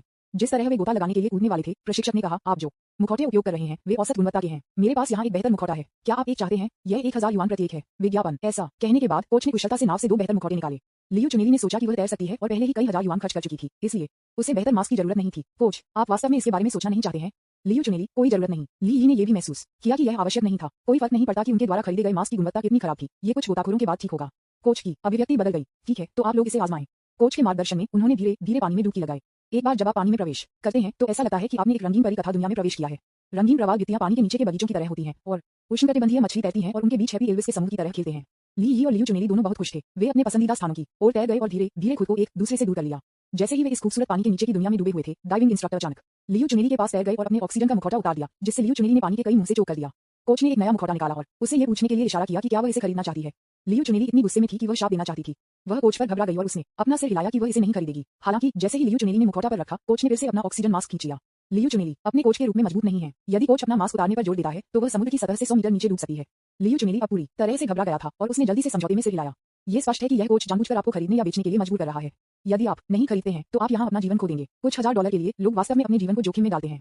लियू चुनेली इतनी गुस्से में थी कि उसका पूरा शरीर हिल रहा था। तथापि वह अब पानी के नीचे थी और ली उससे 10 मीटर से अधिक दूर थी, इसलिए उसके पास सहमत होने के अलावा कोई विकल्प नहीं था। कोच ने एक नया मुखौटा खोला और उसे अपने साथ पहना था। ली ने घूमकर देखा। ली पानी के नीचे बात नहीं कर सकता था और वह चिंतित था, इसलिए वह केवल लियू चुनेली की ओर तेजी से तैर सकता था और एक हाथ से कोच पर इशारा किया। अर्थ बहुत स्पष्ट था, यदि आप उसे छूने की हिम्मत करते हैं तो मैं आपको कभी माफ नहीं करूंगा। ली ने सुना था कि डाइविंग सर्कल में कुछ कोचों में बुरी आदतें थीं, लेकिन उन्हें उनका सामना करने की उम्मीद नहीं थी। ली ने कोच की ओर इशारा किया, लेकिन कोच बिल्कुल भी डरते नहीं थे। इसके बजाय उसने अपनी तर्जनी को ली पर वापस इशारा किया और उसे जमकर देखा। कोच निडर था और उसने कोई भी फोटो पानी के नीचे नहीं लिया था, इसलिए वह जो चाहे वह कर सकता था। कोच बहुत बहादुर था। खुद को रोकने के बजाय वह सीधे ली की ओर तैर गया। विज्ञापन। अध्याय 195। एक दूसरे को कसकर गले लगाओ। लियू चुनेली को पता था कि दोनों के बीच निश्चित रूप से संघर्ष होगा। प्रशिक्षक हर दिन समुद्र में गोता लगाता है और बहुत अनुभवी है। लियू चुनेली चिंतित थे कि ली को नुकसान होगा और उनके ऑक्सीजन मास्क को कोच द्वारा खींच लिया जाएगा। लियू चुनेली इतनी चिंतित थी कि वह ली एलियन के लिए इशारा करती थी, उसे कोच के करीब नहीं जाने और जल्दी से कहीं और तैरने के लिए कहती थी। हालांकि ली पहले से ही नाराज था। विज्ञापन। इस कोच ने सिर्फ लियू चुनेली को खतरे में डाल दिया और अब वह खुद को इंगित करने की हिम्मत करता है। क्या आपको लगता है कि आप जो चाहें कर सकते हैं क्योंकि आप एक अच्छे गोताखोर हैं? सिस्टम। मैं अपने डाइविंग कौशल को मजबूत करना चाहता हूं। मेजबान डाइविंग कौशल को कुशल स्तर तक बढ़ाने के लिए 1 वृद्धि बिंदु खर्च कर सकता है। 5 संवर्धन अंक पेशेवर स्तर तक डाइविंग कौशल को बढ़ाने के लिए 10 एनहेंसमेंट पॉइंट्स डाइविंग स्किल को पेशेवर मास्टर स्तर पर बढ़ाने के लिए। आप किस स्तर को बढ़ाना चाहते हैं? पेशेवर मास्टर स्तरीय गोताखोर पेशेवर हैं जो डाइविंग के क्षेत्र में उच्च स्तर तक पहुंच गए हैं। उनके पास न केवल शानदार डाइविंग कौशल है बल्कि समृद्ध डाइविंग अनुभव और गहरा पेशेवर ज्ञान भी है। ली ही इस कोच से भी बदतर नहीं होना चाहते हैं। इसके अलावा उसे अब अपनी और लियू चुनेली की सुरक्षा सुनिश्चित करनी है। ये पहली बार नहीं है कि एक कोच ने समुद्र के नीचे गोता लगाते हुए किसी को मार डाला है। सिस्टम, मैं अपने डाइविंग कौशल को एक पेशेवर मास्टर स्तर पर मजबूत करना चाहता हूँ। डिंग, मेजबान से 10 इनहेंसमेंट पॉइंट्स में कटौती और डाइविंग स्किल को मजबूत करना। वृद्धि पूरी हुई। मेजबान का वर्तमान डाइविंग कौशल पेशेवर मास्टर स्तर पर है। वर्तमान में उपलब्ध सुदृढ़ीकरण अंक 82.6 अंक। ली ही ने केवल अपने शरीर के माध्यम से एक गर्म गर्म बहता महसूस किया और फिर अपने आप में डाइविंग के बारे में बहुत ज्ञान के बारे में बहुत कुछ उनके दिमाग में उभरा। ये ज्ञान जन्मजात लगता है। उसका शरीर समुद्र के पानी के साथ एकीकृत लग रहा था। अपने पैरों या हाथों के एक मामूली स्ट्रोक के साथ वह सटीक रूप से तैर सकता है और जल्दी से उस दिशा में तैर सकता है जो वह जाना चाहता था। ली ही के डाइविंग लचीलेपन और गति में बहुत सुधार हुआ है। वह शांत रहे और ये देखने के लिए इंतजार किया कि कोच क्या करने जा रहा है। वह पहले की तरह दूसरे पक्ष की ओर तैर गया। निश्चित रूप से कोच ने अपनी बुरी आदतों को नहीं बदला। वह ली ही के पास आया, एक और नया मुखौटा पकड़े हुए, उसकी आंखों में एक भयंकर नजर के साथ नए मुखौटे की ओर इशारा करते हुए, और उससे पूछा कि क्या वह इसे खरीदना चाहता है। ली ही ने अपना सिर हिला दिया। हालांकि इससे पहले कि कोच कोई भी कदम उठा सके, ली ही के पक्ष में एक कोच बाहर पहुंच गया और अपना मुखौटा उतार दिया। उन्होंने ली ही का मुखौटा उतार दिया, लेकिन ली ही घबरा नहीं रहे थे। यहाँ तक कि अगर उसे मास्क की आवश्यकता नहीं थी तो वह अभी भी त्वचा के गोताखोरी के दौरान सतह पर तैर सकता है। कोच ने इसे कुछ सेकंड के लिए उतार दिया और फिर इसे ली ही पर वापस रख लिया। विज्ञापन, लियू चुनाली के मुखौटे को उतारने वाले कोच ने फिर से नए मास्क की ओर इशारा किया और ली ही से पूछा कि क्या वह इसे खरीदना चाहती है। ली ही चकली और अपना सिर हिलाते रहे। दोनों कोच गुस्से में थे। उन दोनों ने झलकियों का आदान प्रदान किया। ली ही को सबक सिखाना चाहते थे। ली ही के पीछे का कोच फिर से ली ही के मुखौटे को उतारने वाला था। ली ही उसे ऐसा कैसे कर सकता है? उनके वर्तमान डाइविंग कौशल उनकी तुलना में बहुत बेहतर थे। ली ही ने इसे आसानी से चकमा दिया। हालांकि दोनों कोचों ने हार नहीं मानी और ली ही को घेर लिया। अपना मुखौटा उतारने की कोशिश कर रहा था। लियू चुनेली 10 मीटर से अधिक दूर से दिख रहे थे, घबराए और पीला। उसे उम्मीद नहीं थी कि ये कोच इतने बोल्ड होंगे कि जब वे बिक्री को मजबूर करने में विफल रहे तो उन्होंने वास्तव में ली ही पर हमला किया। लियू चुनेली सहज रूप से भागना चाहती थी और वह अपने कोच से नुकसान पहुंचाने से भी डरती थी। हालांकि उसने फिर से सोचा, वे पहले से ही जमीन से कई किलोमीटर दूर थे, तो क्या होगा अगर वे सतह पर तैर गए? यदि कोच वास्तव में उसे नुकसान पहुंचाना चाहता है तो वह बच नहीं सकती है। अब सबसे अच्छा तरीका है ली ही की मदद करना और उसे दो कोचों से छुटकारा पाने में मदद करना। इस बारे में सोचते हुए लियू चुनेली ली ही और अन्य लोगों की ओर तैर गए। ली ही और दोनों कोचों ने पहले ही लड़ाई शुरू कर दी थी। हालांकि ली ही के डाइविंग कौशल पेशेवर मास्टर स्तर पर पहुंच गए हैं। उन्होंने पाया कि उनके डाइविंग सूट के साथ एक समस्या थी। उनके पंख दो कोचों की तुलना में एक आकार छोटे थे और उनकी डाइविंग की गति उनकी तुलना में धीमी थी। यदि वह लड़ने में कुशल नहीं होता तो उसे बहुत नुकसान होता। डाइविंग कौशल, फाइटिंग लेवल और फिजिकल फिटनेस के बोनस के साथ ली ही ने दो दुश्मनों को पानी के भीतर एक स्तर के साथ कम किया। ली ही ने एक कोच के मुखौटे को चीर दिया। नतीजतन वह ध्यान नहीं दे रहा था और उसका मुखौटा दूसरे कोच द्वारा फाड़ दिया गया था। ली ही ने अपने बैकहैंड के साथ कोच को पकड़ लिया, उसे रोक दिया और फिर अपने मुखौटे को बंद कर दिया। उन तीनों के पास अपने मुखौटे और ऑक्सीजन ट्यूब थे जिससे वे पूरी तरह से अनुपयोगी हो गए। दो कोच घबरा गए, डर से कि वे डूब जाएंगे अगर वे सतह पर जल्दी से तैरते नहीं थे। ली ही ने उनमें से प्रत्येक को मुश्किल से मुक्का मारा, लेकिन पानी के प्रतिरोध के कारण न तो उनमें से किसी को भी टूटी हुई हड्डियों का सामना करना पड़ा, लेकिन केवल दर्द महसूस हुआ। ली ही वास्तव में जीवन के किसी भी नुकसान का कारण नहीं चाहती थी, इसलिए उसने उन्हें ऑक्सीजन ट्यूबों को छोड़ दिया और सतह की ओर तैरने दिया। ली ही अपने शरीर पर मुखौटा के माध्यम से सांस नहीं ले सकता था, इसलिए उसने अपने उपकरण उतार दिए, अपनी आंखें फंसी और लियू चुनेली की ओर तैर गए। जल्द ही दोनों फिर से मिल गए। ली ही ने ऊपर की ओर इशारा किया, लियू चुनेली को ऊपर की ओर तैरने का संकेत दिया। विज्ञापन, लियू चुनेली ने सिर हिलाया, फिर उसके मुखौटे पर इशारा किया, जिसका अर्थ है आप क्या करने जा रहे हैं। ली ही ने उसे ये बताने के लिए इशारा किया कि वे एक मुखौटा साझा कर सकते हैं और सांस ले सकते हैं। लियू चुनेली ने सिर हिलाया। अब वह नए मास्क का उपयोग कर रही है जिसे कोच ने सिर्फ बदल दिया है। श्वास यंत्र और मुखौटा अलग हैं। जब वह ऑक्सीजन को सांस लेती है तो वह उसे उतार सकती है और किसी अन्य व्यक्ति को सांस ले सकती है। लियू चुनेली ने रेस्पिरेटर को उतार दिया और उसे ली ही को सौंप दिया। ली ही ने इसे लिया, इसे अपने मुंह में डाल दिया और ऑक्सीजन की कुछ गहरी सांसें ली। उनके शरीर में जो असुविधा दिखाई देने लगी थी वह तुरंत राहत मिली थी। ली ही ने इसे सांस लिया और इसे लियू चुनेली को दे दिया। तभी लियू चुनेली को एहसास हुआ कि वे दोनों एक श्वास यंत्र साझा कर रहे थे। हालांकि इसके साथ कोई समस्या नहीं थी, लेकिन आप एक सांस ले रहे हैं और मैं एक सांस ले रहा हूं, यह एक अप्रत्यक्ष चुंबन के बराबर नहीं था। हालांकि वर्तमान स्थिति ने उसे बहुत अधिक सोचने की अनुमति नहीं दी, इसलिए उसने इसे लिया और ऑक्सीजन को सांस लेना शुरू कर दिया। उन दोनों ने हाथ पकड़ लिया, हर बार ऑक्सीजन की सांस लेते हुए और समुद्र की सतह पर तैरते रहे। वास्तव में ली ही एक पुनर्जन्म के बिना सतह पर तैर सकते हैं, लेकिन वह चिंतित है कि कुछ हो सकता है अगर लियू चुनेली को अकेले पानी के नीचे छोड़ दिया जाता है। गहरे समुद्र में अकेले रहना बहुत डरावना होगा, इसलिए ली ही अकेले नहीं तैरती। इसके बजाय वह और लियू चुनेली एक श्वास यंत्र का उपयोग करते हुए एक साथ करीब रहे साथ में और धीरे धीरे नीले पानी में उठे। यह न केवल उसके साथ संबंध बढ़ाएगा बल्कि लियू चुनाली की सुरक्षा भी सुनिश्चित करेगा। आसपास का पानी अभी भी स्पष्ट था। रंगीन मूंगा वित्तियों और उष्णकटिबंधीय मछली के साथ उनके चारों ओर तैर रही थी, लेकिन इस समय वे दृश्यों को नहीं देख रहे थे, लेकिन ऊपर की ओर तैराकी पर ध्यान केंद्रित कर रहे थे। अंत में उनके सिर पानी से निकले और उन्होंने एक दूसरे को कसकर गले लगाया, ताजी हवा में गहराई से सांस ली। यह अंत में सामने आया। लियू चुनेली ने कहा, ली ही, हाँ ये ठीक है। दोनों ने थोड़ी देर के लिए एक दूसरे को गले लगाया और फिर अलग हो गए। लियू चुनेली ने ली ही को देखा और उसका चेहरा लाल हो गया, क्योंकि उसे याद आया कि उन्होंने सिर्फ एक श्वास यंत्र साझा किया था और दर्जनों बार लार का आदान प्रदान किया था। ली ही का ध्यान उससे अलग है। उन्होंने पाया कि जो नाव उन्हें डाइविंग के लिए यहाँ लाई थी वह छोड़ दी गई थी और बिना किसी निशान के गायब हो गई थी। ली, हम मुसीबत में हो सकते हैं। लियू चुनेली, क्या परेशानी? ली, उन दो बीतारांगन दी कोचों ने नाव चालक को ड्राइव करने दिया। तभी लियू चुनेली को एहसास हुआ कि यद्यपि वे सतह पर तैर गए थे, लेकिन किनारे पर लौटने वाली कोई नाव नहीं थी। काय करते लियू चुनेली अचानक चिंतित हो गए। विज्ञापन, अध्याय 196, पशु की आदतों में महारत हासिल है। यदि वे बहुत लंबे समय तक समुद्र में रहते हैं तो वे समुद्र के तल तक डूब सकते हैं और थकावट के कारण डूब सकते हैं। लंबे समय तक ताजे पानी की कमी के कारण वे भी मर सकते हैं। इसके अलावा समुद्र में शार्क, व्हेल आदि हैं और यदि आप एक का सामना करते हैं तो आप बर्बाद हो जाते हैं। जब आप हमेशा समुद्र में भिगो रहे होते हैं तो बहुत सारी अनिश्चितताएं होती हैं। ली ही ने जल्दी से चारों ओर देखा। समुद्र और आकाश एक रंग थे और समुद्र में भरोसा करने के लिए कोई जगह नहीं थी। ली ही, क्या हम यहाँ मरेंगे? लियू चुनेली की आवाज में कांपने का संकेत था। उसने ली ही का हाथ कसकर पकड़ लिया, जो उसका एकमात्र समर्थन था। ली ही ने उसे दिलासा दिया, नहीं ली, मेरा विश्वास करो, हम निश्चित रूप से एक रास्ता खोज लेंगे। यदि बाकी सब विफल हो जाता है तो हम बस वापस तैर सकते हैं। लियू चुनेली ये भी नहीं देख सकते थे कि समुद्र में जमीन कहाँ थी। हम दिशा नहीं बता सकते, हम कैसे वापस तैरने वाले हैं? ली, महासागर की धाराएं अलग अलग होती हैं, इसलिए हम इसका उपयोग किनारे की दिशा निर्धारित करने के लिए कर सकते हैं। हालांकि ये कई किलोमीटर दूर है, इसलिए तैरना काफी मुश्किल है। ली को खुद कोई समस्या नहीं है, लेकिन लियू चुनेली के पास एक कठिन समय है। ली ने फिर से परिवेश का अवलोकन किया और कहा, ली, वहां पर लहरों को देखो। वे एक दिशा में इकट्ठा हो रहे हैं। वहां पर एक ज्वार हो सकता है। हम लहरों के साथ तैरने की कोशिश कर सकते हैं। शायद हम भूमि पा सकते हैं या अन्य जहाजों का सामना कर सकते हैं। लियू चुनेली ने ये सुना, लेकिन वह लहरों की दिशा को महसूस नहीं कर सकी। हालांकि वह मानती थी कि ली ने क्या कहा और कहा, ठीक है, चलो इसे आजमाएं। तो उन दोनों ने हाथों को पकड़ लिया और लहरों की दिशा में तैर गया। थोड़ी देर के लिए तैरने के बाद लियू चुनेली ने थका हुआ महसूस किया। मैं बहुत थक गया हूँ। डाइविंग से ज्यादा थका देने वाला, लियू चुनेली ने कहा। वास्तव में पानी की सतह पर तैरना वास्तव में पानी के नीचे गोता लगाने की तुलना में अधिक थका देने वाला है। ली ने कहा, इसे भूल जाओ, चलो अब तैरना नहीं है। हम इसे इस दर पर किनारे करने के लिए नहीं बनाएंगे। चलो बस यहाँ प्रतीक्षा करें और देखें कि क्या हम एक और डाइविंग बोट को पकड़ सकते हैं। हालांकि वे लगभग आधे घंटे तक इंतजार कर रहे थे और कोई नाव नहीं आए। लियू चुनेली इतनी डरी हुई थी कि उसके होंठ कांप रहे थे। ली, हम यहाँ मरने जा रहे हैं, है ना? ली, जब तक मैं यहाँ हूँ तब तक आप ठीक रहेंगे। ली सच कह रहे थे। वह सिर्फ बहुत बुरा नहीं दिखना चाहता था। अगर लियू चुनेली वास्तव में इसे नहीं बना सकते थे तो ली उसे अपनी पीठ पर ले जाकर वापस तैर सकते थे। लियू चुनेली ने ली को दोनों हाथों से गले लगाया और इससे पहले कि ली प्रतिक्रिया कर पाती, लियू चुनेली ने उसे चुमा। ली भ्रमित था। क्या चल रहा था? विज्ञापन। मेरे भाई को फिर से एक लड़की ने चुमा था। कुछ सेकंड के बाद लियू चुनेली ने आखिरकार ली को जाने दिया और कहा, ली, हम के बारे में है मरना। मैं तुम्हें अपना पहला चुंबन दिया। मुझे मरने पर भी कोई पछतावा नहीं होगा। ली ने इस समय अपनी भावनाओं को समझा, बाहर पहुंची और उसके चेहरे को छुआ और कहा, ली, चिंता मत करो, मैं यहाँ हूँ और मैं निश्चित रूप से आपके साथ कुछ भी नहीं होने दूंगा। लियू चुनेली ने सिर हिलाया। ली एक समाधान के बारे में सोचने लगे। वह अब यहाँ इंतजार नहीं कर सकता था। अचानक पास में पानी में एक धुंधली काली छाया दिखाई दी, जल्दी से तैर रही थी और उन दोनों के चारों ओर घूम रही थी। लियू चुनेली डर में चिल्लाया, शार्क, ये खत्म हो गया है, ये खत्म हो गया है। हालांकि ली की दृष्टि उसकी तुलना में बहुत बेहतर थी। ली ने स्पष्ट रूप से देखा कि यह एक हत्यारा वेल थी। ली, एक शार्क नहीं। निश्चित रूप से थोड़ी देर के बाद हत्यारा वेल अपने मुंह में रस्सी के एक टुकड़े के साथ उनके ऊपर तैर गया। जब लियू चुनेली ने देखा कि यह एक किशोर हत्यारा वेल है तो उसने तुरंत राहत की सांस ली। किलर वेल का मुख्य खाद्य स्रोत गहरे समुद्र की मछली, विशालकाय स्क्वीड, ऑक्टोपस आदि है। मनुष्यों को खाने वाले हत्यारे वेल का रिकॉर्ड कभी नहीं किया गया है। जंगली में मनुष्यों पर हमला करने वाले हत्यारे वेल का कोई रिकॉर्ड नहीं है, लेकिन ऐसे रिकॉर्ड दिखाते हैं कि किलर वेल अत्यधिक बुद्धिमान है और मनुष्यों के साथ बातचीत कर सकते हैं। ये कहा जा सकता है कि किलर वेल एक अपेक्षाकृत सुरक्षित समुद्री प्राणी है और मनुष्यों के साथ एक सामंजस्यपूर्ण सह अस्तित्व संबंध स्थापित कर सकते हैं।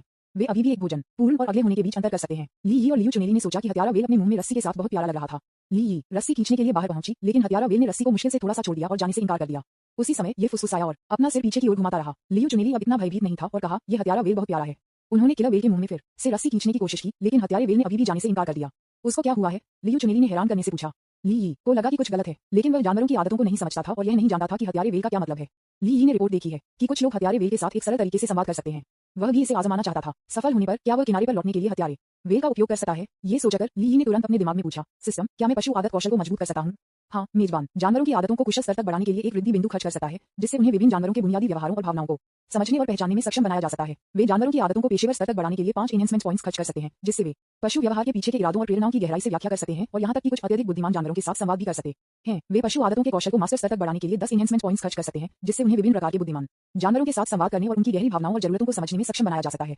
मेजबान के स्तर को बढ़ाना पसंद करेगा? विज्ञापन। ली का दिल चला गया। उन्हें उम्मीद नहीं थी कि वास्तव में ऐसा कौशल था। सिस्टम, मैं मास्टर लेवल के लिए अपने जानवरों की आदतों के कौशल को मजबूत करना चाहता हूँ। डिंग, मेजबान से 10 एनहेंसमेंट पॉइंट्स में कटौती करना, पशु आदत कौशल को मजबूत करना। वृद्धि पूरी हुई। मेजबान की वर्तमान पशु आदत कौशल मास्टर स्तर पर है। वर्तमान में उपलब्ध सुदृढ़ीकरण अंक 72.6 अंक। जैसे ही उसके दिमाग में जानकारी की एक धारा भर गई, ली ने अचानक महसूस किया कि उसके आसपास की जानवरों की दुनिया की उसकी समझ एक पूरे नए स्तर पर पहुंच गई है।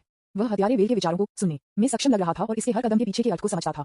इस समय हत्यारा वेल फिर से फुसफुसाया और इसके पीछे देखने के लिए अपना सिर मुश्किल से बदल दिया। ली तुरंत समझ गया कि इसका क्या मतलब है। यह उसे इसका पालन करने के लिए संकेत दे रहा था। ली, जल्दी करो, आइए इस हत्यारे वेल का पालन करें। ये हमें कुछ खोजने के लिए अग्रणी लगता है। लियू चुनेली ने आश्चर्य में पूछा, क्या आपको यकीन है कि इसका मतलब ये है और ऐसा नहीं है कि यह हम पर चालें खेल रहा है? ली, मुझे यकीन है, चलो चलते हैं। लियू चुनेली ने सिर हिलाया। ठीक है। ली ने लियू चुनेली का हाथ रखा और हत्यारे वेल के पीछे निकटता से पीछा किया। हत्यारा वेल बहुत तेजी से तैर नहीं रहे थे, जैसे कि वे जानबूझकर अपनी गति की प्रतीक्षा कर रहे थे। 10 मिनट से अधिक समय बाद हत्यारा वेल पानी से बाहर कूद गई और वापस अंदर गोता लगाए। लियू चुनेली, क्या ये भाग गया? हालांकि जैसे ही लियू चुनेली ने बोलना समाप्त किया, हत्यारे वेल ने अपना सिर फिर से दिखाया और उन पर फुसफुसाया। ली तुरंत समझ गया कि हत्यारे वेल का क्या मतलब है और कहा, ली, ये हमसे मदद के लिए पूछ रहा है, चलो नीचे गोता लगाएं। लियू चुनेली, लेकिन हमारे पास केवल एक उपकरण है। ली, ये ठीक है, आप पहले अपने गियर पर डालते हैं और मैं स्किनी डाइविंग जाऊंगा और एक नजर डालूंगा। लियू चुनेली, नहीं, ये बहुत खतरनाक है। ऑक्सीजन टैंक और मास्क लें। ली, नहीं, मैं पहले एक नजर डालूंगा। ली ने हत्यारे वेल को पानी में बदल दिया। जुवेनाइल किलर वेल ने ये देखने के लिए वापस देखा कि क्या ली का अनुसरण कर रहा था। ली ने इसका अनुसरण किया और नीचे 2 वयस्क हत्यारे वेल मिले। हालांकि दोनों हत्यारे वेल को इस समय मछली पकड़ने के जाल में पकड़ा गया था। मछली पकड़ने के जाल को सीबेट पर चट्टान पर घसीटा गया था। कोई फर्क नहीं पड़ता कि 2 हत्यारे वेल कैसे संघर्ष करते थे, वे मछली पकड़ने के जाल से मुक्त नहीं हो सकते थे। इसके बजाय, क्योंकि वे बहुत कोशिश कर रहे थे, मछली पकड़ने की नेट लाइन ने चाकू की तरह हत्यारे वेल के मांस में कटौती की थी। विज्ञापन। अध्याय 197, the young man riding A well, भाग 1। ये देखकर ली तुरंत समझ गया कि लिटिल किलर वेल का क्या मतलब है।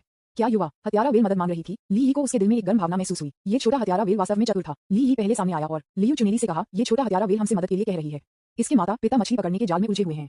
ये सुनकर लियू चुनेली आश्चर्यचकित थे और कहा, क्या आप समझते हैं कि हत्यारे वेल का क्या मतलब है? ली, ठीक है, इसके माता पिता वहाँ नीचे हैं, मछली पकड़ने के जाल में उलझ गए हैं। लियू चुनेली ने पूछा, फिर हमें क्या करना चाहिए? क्या हम उनकी मदद कर सकते हैं? ली ने एक पल के लिए विचार किया और कहा, मछली पकड़ने के जाल आमतौर पर बहुत मजबूत होते हैं, हम उन्हें अपने हाथों से अलग नहीं कर सकते, लेकिन मेरे पास एक योजना है। ले, आप सतह पर रहते हैं, जबकि मैं ये देखने के लिए नीचे जाता हूँ कि क्या मैं मदद करने के लिए कोई उपकरण पा सकता हूँ। लियू चुनेली ने चिंतित रूप से सिर हिलाया। ठीक है, सावधान रहें। ली यी ने फिर से पानी में डुबकी लगाई, इस बार पास के रीफ क्षेत्र की ओर तैरते हुए कुछ तेज पत्थरों को खोजने या मछली पकड़ने के लिए भावों को छोड़ने की उम्मीद है, जिनका उपयोग मछली पकड़ने के जाल को काटने के लिए किया जा सकता है। सौभाग्य से उन्हें चट्टानों के ढेर के बीच जंग खाए कैंची की एक जोड़ी मिली, जिसे एक मछुआरे ने गिरा दिया होगा। ली यी ने इसे खोला और कोशिश की और यह काम किया। वह तुरंत उस स्थान पर लौट आया जहां वयस्क हत्यारा वेल फंस गई थी। कैंची की जंग लगी हुई जोड़ी को ले गई। जब लिटिल किलर वेल ने उसे वापस देखा तो यह उसके चारों ओर उत्साह से चक्कर लगा, जैसे कि अपना आभार व्यक्त करने के लिए। ली यी ने बेबी किलर वेल को शांत होने का संकेत दिया और फिर ध्यान से वयस्क हत्यारे वेल को मछली पकड़ने के जाल में उलझा दिया। दो हत्यारे वेल स्पष्ट रूप से थक गए थे, उनकी आंखों में निराशा के साथ। ली यी ने पहली बार जंग खाए हुए कैंची की एक जोड़ी के साथ मछली पकड़ने के जाल को कुछ बार काटने की कोशिश की। ये पुष्टि करने के बाद कि यह प्रभावी था, उन्होंने कठिन बचाव कार्य शुरू किया। समय मिनट से मिनट बीत गया और 8 मिनट बाद पहला हत्यारा वेल सफलतापूर्वक भाग गया। मुक्त होने के बाद पहली बात ये थी कि ली यी को तैरना और धीरे से उसे अपने शरीर से छूना। ली यी को पता था कि यह हत्यारा वेल उसे धन्यवाद दे रही थी। ली यी दूसरे हत्यारे वेल को बचाने के लिए चला गया। इस बार अनुभव के कारण प्रक्रिया बहुत तेज थी। 5 मिनट बाद में जब दूसरी हत्यारा वेल को भी मुक्त कर दिया गया, बेबी किलर वेल पानी में उत्साहित होकर थ्रैश हो गई और उसके माता पिता ने ली यी को घेर लिया, एक विशेष तरीके से अपना आभार व्यक्त किया। जब ली यी सामने आए तो लियू चुनेली ने तुरंत आगे कदम बढ़ाया और चिंता के साथ पूछा, ये कैसे है, क्या ये काम करता है? बोलने के लिए ली यी की प्रतीक्षा किए बिना 3 हत्यारे वेल एक साथ पानी से बाहर कूद गए, कम कॉल कर रहे थे और ली यी और लियू चुनाली के चारों ओर घूमते थे। लियू चुनेली को पता था कि वह सफल हो गई थी। ली यी, आप अद्भुत हैं, आपने वास्तव में उन्हें बचाया। विज्ञापन। ली यी मुस्कुराया, अपना मुखौटा उतार दिया, एक गहरी सांस ली और कहा, यह एक छोटा सा मामला है। वैसे मुझे लगता है कि हमारे पास किनारे पर वापस जाने का एक तरीका है। क्या विधि? लियू चुनेली ने पूछा। ली यी, आप एक पल में जानते होंगे। बोलने के बाद ली यी के मुंह से एक कम ध्वनि निकली। लियू चुनेली को समझ में नहीं आया, लेकिन वह उत्सुकता से देख रही थी। नतीजतन आधे बड़े हत्यारे वेल जल्दी से तैर गए। ली यी बाहर पहुंची और उसके सिर को छुआ, फिर कुछ कम आवाजें फिर से बनाई। लिटिल किलर वेल ने पानी में सख्ती से ऊपर और नीचे से हिलाया और सिर हिलाया। लियू चुनेली उलझन में लग रहे थे। क्या ली यी हत्यारे वेल के साथ संवाद कर रहा है? क्या उनके पास एक आम भाषा है? लियू चुनेली ने सोचा, ये सच नहीं हो सकता। हालांकि अगले दूसरे लियू चुनाली ने बेबी किलर वेल को अपने माता पिता के साथ लगातार गुनगुनाते देखा, जैसे कि वे कुछ संवाद कर रहे थे। जल्द ही किलर वेल के माता पिता तैर गए और ली यी को सिर हिलाया। ली यी मुस्कुराया, अपनी पीठ पर डाइविंग उपकरण उतार दिया और उसे फेंक दिया। लियू चुनेली ने पूछा, आपने अपने डाइविंग उपकरण क्यों खो दिए? ली यी, क्योंकि इसकी अब आवश्यकता नहीं है। ये कहने के बाद ली यी ने हत्यारे वेल का समर्थन किया और आसानी से एक छलांग के साथ किलर वेल के पिता की पीठ पर चढ़ गया। फिर उसने कड़ी मेहनत की और किलर वेल के पिता की पीठ पर लियू चुनेली को खींच लिया और उसके पीछे बैठ गया। लियू चुनेली हत्यारे वेल की व्यापक पीठ पर बैठे घबराहट और उत्साहित दोनों को महसूस कर रहे थे। उसने उत्साह से पूछा, आप क्या करने जा रहे हैं? आप नहीं चाहते कि हत्यारा वेल हमें वापस किनारे पर ले जाएं? ली यी, हाँ, हत्यारे वेल परिवार को हमें वापस ले जाने दो। लियू चुनेली दम रह गई और पूछा, क्या ये वास्तव में संभव है? ली यी, बेशक, तंग पर पकड़ो, हम शुरू करने वाले हैं। हो, ठीक है। उसके पास पीछे से उस पर हड़पने का कोई रास्ता नहीं था। हत्यारे वेल की पीठ बहुत चिकनी थी। लियू चुनेली गिरने से डरते थे, इसलिए उसे पीछे से ली यी को पकड़ना पड़ा। वे दोनों गोताखोरी कर रहे थे और पहले से ही बहुत कम पहने हुए थे। अब लियू चुनेली ने पीछे से ली यी को कसकर गले लगा रहा था और उसका चेहरा अचानक शर्म से लाल हो गया। विज्ञापन। वह अपने विषमा दशा में थी और एक लड़के के इतने करीब नहीं थी। ली यी को लगा कि वह उसे कसकर गले नहीं लगा रही थी और दूरी की भावना थी। ऐसा लगता है कि यह लड़की अभी भी शर्मीली है और कुछ प्रशिक्षण की जरूरत है। ली यी ने थोड़ा मुस्कुराया और हत्यारे वेल को धीरे से थपथपाया। तुरंत हत्यारा वेल अपनी पूंछ के साथ आगे बढ़ गया। हालांकि गति बहुत तेज नहीं थी। जड़ता के प्रभाव में लियू चुनाली का शरीर स्पष्ट रूप से पीछे की ओर झुक गया और वह लगभग गिर गई। वह इतनी डरी हुई थी कि उसने ली यी को कसकर गले लगाया, यहाँ तक कि उसका चेहरा ली यी की मजबूत पीठ के खिलाफ दब गया। वह सिर्फ नीचे गिरने से बचना चाहती थी, इसलिए उसे शर्मिंदा होने या नहीं होने की परवाह नहीं थी। ली यी ने केवल 2 गोल गांठ को अपनी ऊपरी पीठ के खिलाफ दबाया और स्पर्श बहुत मजबूत था। ली यी स्वाभाविक रूप से जानता था कि यह क्या था। वह थोड़ा मुस्कुराया और धीरे से हत्यारे वेल को अपने पैरों से निचोड़ दिया। हत्यारा वेल पिता तुरंत आगे बढ़े और आगे बढ़ गए। बेबी किलर वेल और उसकी मां खुशी से पास में तैर गई, जैसे कि वे अपनी नई यात्रा के बारे में खुश थे। बहुत खूब, हे भगवान, मैं पानी पर तैर रहा हूँ, ये बहुत रोमांचक है। वाह, लियू चुनेली दंग रह गए। वह विश्वास नहीं कर सकती थी कि वह वास्तव में एक विशाल हत्यारे के साथ यात्रा कर रही थी। वेल, यह अविश्वसनीय है। लियू चुनेली ने उत्साह से चिल्लाया, ली यी, आपने ये कैसे किया? उन्होंने वास्तव में हमें उनकी पीठ पर सवारी करने दिया और जहां भी हम जाना चाहते हैं हमें ले जाएं। ली यी, शायद यह इसलिए है क्योंकि मैं सुंदर हूँ। लियू चुनेली, आप सुंदर हैं, लेकिन यह निश्चित रूप से कारण नहीं है। क्या यह इसलिए है क्योंकि आपने उन्हें बचाया है? ली यी, हाँ, किलर वेल में बहुत अधिक आईक्यू है, जो एनिमल किंगडम के शीर्ष पर है। एक वयस्क हत्यारा वेल का आईक्यू एक 15 साल के मानव के बराबर है, इसलिए हमने उन्हें बचाया और वे जानते हैं कि कैसे आभारी रहें। लियू चुनेली ने अचानक समझा और कहा, मैं देख रहा हूँ, लेकिन आप उनके साथ कैसे संवाद करते हैं जहां हम जा रहे थे? ली यी, यह आसान है, बस इसे सवारी करें। लियू चुनेली, ये समझ में आता है। यह मेरा पहली बार एक हत्यारा वेल की पीठ पर सवारी कर रहा है। वाह, इतना रोमांचकारी। लियू चुनेली एक बच्चे के रूप में उतना ही उत्साहित थे। ली यी वास्तव में कहना चाहते थे कि अधिक रोमांचक चीजें थीं। इस समय मदर किलर वेल ने पानी में डुबकी लगाई और बेबी किलर वेल ने उसका पीछा किया। हत्यारे वेल पिता ने ली यी और लियू चुनेली को किनारे तक ले जाना जारी रखा। जल्द ही मदर किलर वेल और उसके बेबी किलर वेल ने पकड़ लिया, लेकिन मदर किलर वेल के मुंह में एक विशाल मंदार किरण थी। मदर किलर वेल ने मंदार को अपने मुंह में पकड़ लिया। ली यी बगल में देखा और एक कम आवाज की। विज्ञापन। अध्याय 198, the young man riding A well, भाग 2। ली यी ने तुरंत समझा कि हत्यारा वेल मां का मतलब था कि यह उनके लिए एक उपहार था कि वे उन्हें बचाने के लिए ली यी को धन्यवाद दें। लेकिन लियू चुनेली को समझ नहीं आया कि इसका क्या मतलब है, इसलिए उसने पूछा, यह क्या कर रहा है? लियू चुनेली ने मांत्रे को मां किलर वेल के मुंह में उत्सुकता से देखा। उसके चेहरे पर एक उलझन में देखा गया। ली यी ने एक मुस्कान के साथ समझाया, ये हमें धन्यवाद दे रहा है, ये हमारे लिए एक उपहार है। लियू चुनेली का मुंह विस्मय में चौड़ा हो गया। हे भगवान, ये बहुत आश्चर्यजनक है। मैंने कभी किसी जानवर को इतना मानव जैसा नहीं देखा। हाँ, हत्यारा वेल बहुत मानवीय है। ली यी ने धीरे से किलर वेल पिता को पीठ पर थपथपाया। ये दर्शाता है कि उन्होंने उपहार स्वीकार किया है। किलर वेल पिता बहुत खुश लग रहे थे और एक कम और हंसमुख रोते हुए मां ओरका और उसके बछड़े ने भी कम विलाप के साथ जवाब दिया। इस समय मंटारे पतन की स्थिति में था। यदि यह बोल सकता है तो यह निश्चित रूप से हत्यारे वेल परिवार को डांटा जाएगा। आप इतने उच्च और शक्तिशाली हैं, आप मुझे एक उपहार के रूप में उपयोग कर रहे हैं। वास्तव में ली यी के लिए मंटा किरण को पकड़ना बेकार था। जल्द ही उन्होंने एक कम आवाज भी बनाई। मांत्रे को छोड़ने के लिए मदर किलर वेल को संकेत दिया। हत्यारा वेल मां ने ली यी को देखा, बहुत हैरान। ली यी ने सिर हिलाया और मदर किलर वेल ने अपना मुंह खोला और मंटारे को छोड़ दिया। मंटारे एक ज़िगज़ैग तरीके से तैर गया। लियू चुनेली ने ली यी और किलर वेल के बीच पूरे संचार को देखा और दम रह गए। ये वास्तव में एक अविस्मरणीय अनुभव है। ली यी, आप अद्भुत हैं, आप वास्तव में हत्यारे वेल के साथ संवाद कर सकते हैं। ली यी मुस्कुराया और कहा, हत्यारे वेल बहुत बुद्धिमान जानवर हैं, वे हमारे इरादों को समझ सकते हैं। किलर वेल परिवार के नेतृत्व के बाद ली यी और लियू चुनेली ने धीरे धीरे किनारे से संपर्क किया। तट को पहले से ही समुद्र में देखा जा सकता है। लियू चुनेली बहुत खुश थे। उसने सोचा कि वह समुद्र में मरने जा रही है, लेकिन अब उसने फिर से जमीन देखी। वह शायद ही अपने दिल में उत्साह को दबा सके। देखो जमीन, मैं जमीन देख रहा हूँ। ली, हाँ लगभग वहाँ। लियू चुनेली ने पीछे से ली को कसकर गले लगाया, डर से कि अगर वह सावधान नहीं होती तो वह समुद्र में गिर जाती। विज्ञापन। इस समय तट पर कई पर्यटक थे। कुछ रेत में खुदाई करके खेल रहे थे, कुछ लहरों के साथ चल रहे थे और कुछ समुद्र तट पर गोले उठा रहे थे। कुछ मिनट बाद किसी ने देखा कि किसी को दूरी में समुद्र पर आ रहा है और वह वास्तव में लहरों पर चल रहा था। वह सोचा कि वह चीजों को देख रहा है, इसलिए उसने अपनी आंखें रगड़ी और फिर से ध्यान से देखा।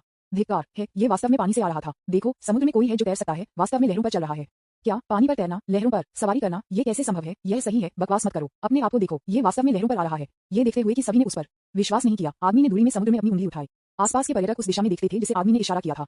समुद्र में ली और लियू चुनेली ने किलर वेल पिता की पीठ पर लगातार सवारी की, लहरों के साथ उठते और गिरते हुए, जैसे कि वे सपाट जमीन पर चल रहे थे। मदर किलर वेल और उसके बेबी किलर वेल खुशी से तैर रहे थे, जो समय समय पर हंसमुख कॉल कर रहे थे। हालांकि एक निश्चित दूरी से ऐसा लग रहा था कि कोई व्यक्ति किनारे पर लहरों पर चल रहा है। हे भगवान, क्या यह असली है? क्या मैं सपना देख रहा हूँ? एक पर्यटक ने आश्चर्य में अपनी आंखें रगड़ी, खुद को मुश्किल से पिन किया और यह सुनिश्चित करने के बाद कि वह सपना नहीं देख रहा था, वह उत्साह से चिल्लाया, जल्दी अपने सेल फोन को बाहर निकालो और तस्वीरें ले लो। यह एक बार का जीवनकाल तमाशा है। एक अन्य पर्यटक ने जल्दबाजी में अपने सेल फोन को बाहर निकाला और समुद्र पर ली और लियू चुनेली की बहुत सारी तस्वीरें ली। ये बहुत आश्चर्यजनक है, मैंने वास्तव में अपनी आंखों से पानी पर तैरते देखा। एक बच्चा उत्साह से कूद गया, ली और लियू चुनेली को समुद्र में घूरते हुए किसी भी विवरण को याद करने से डरते हुए। ओह माय गॉड, यह अविश्वसनीय है। वास्तव में लोग पानी पर तैर रहे हैं और वे बहुत तेजी से हैं। वे हमारी ओर आ रहे हैं। जैसा कि ली और लियू चुनेली धीरे धीरे संपर्क करते हैं, तट पर पर्यटक अधिक से अधिक उत्साहित हो गए। वे सभी स्तब्ध थे, समुद्र पर दो लोगों को देखते हुए। जैसे जैसे वे करीब आ गए, उन्होंने आखिरकार इसे स्पष्ट रूप से देखा। ये दो लोग हैं और वे लहरों पर नहीं चल रहे हैं, लेकिन एक हत्यारे वेल के पीछे की सवारी कर रहे हैं। किलर वेल उनके माउंट की तरह थी, उन्हें आज्ञाकारी रूप से किनारे पर ले गई। वे लहरों पर सवारी नहीं करते थे, लेकिन हत्यारे वेल पर सवारी करते हुए, जिससे सीधे उनकी अनुभूति को पलट दिया। क्या लोग वास्तव में हत्यारे वेल की सवारी कर सकते हैं? इससे पहले उन्होंने सबसे अधिक सुना था और देखा था कि डॉल्फिन की सवारी कर रहे थे और उन लोगों को चिड़ियाघरों में डॉल्फिन को प्रशिक्षित करना था। इन दो लोगों के लिए समुद्र में हत्यारे वेल की सवारी करना अनसुना था। झटका, पागल झटका, विज्ञापन, बेहद हैरान। सभी ने ली और लियू चुनेली को वेल पर सवारी करते हुए देखा। इसी समय एक डाइविंग अनुभव बिंदु दूर नहीं है। ली और लियू चुनेली को समुद्र में फेंकने वाले दो कोच एक छोटे से कमरे में गुप्त रूप से बात कर रहे थे। आपने कहा कि यह इतना लंबा हो गया है, उन दो लोगों को समुद्र में मर जाना चाहिए था, है ना? एक कोच ने कम आवाज में पूछा। एक अन्य कोच ने कहा, उन्हें मृत होना चाहिए। उनके पास समुद्र के तल पर केवल एक ऑक्सीजन टैंक था। इसके अलावा हमारी नाव छोड़ दी है और कुछ अन्य लोग उस समुद्री क्षेत्र में जाते हैं, वे बच नहीं पाएंगे। एक अन्य कोच ने कहा। कोच ने गुस्से में कहा, यह इतना असभ्य होने के लिए उनकी गलती है।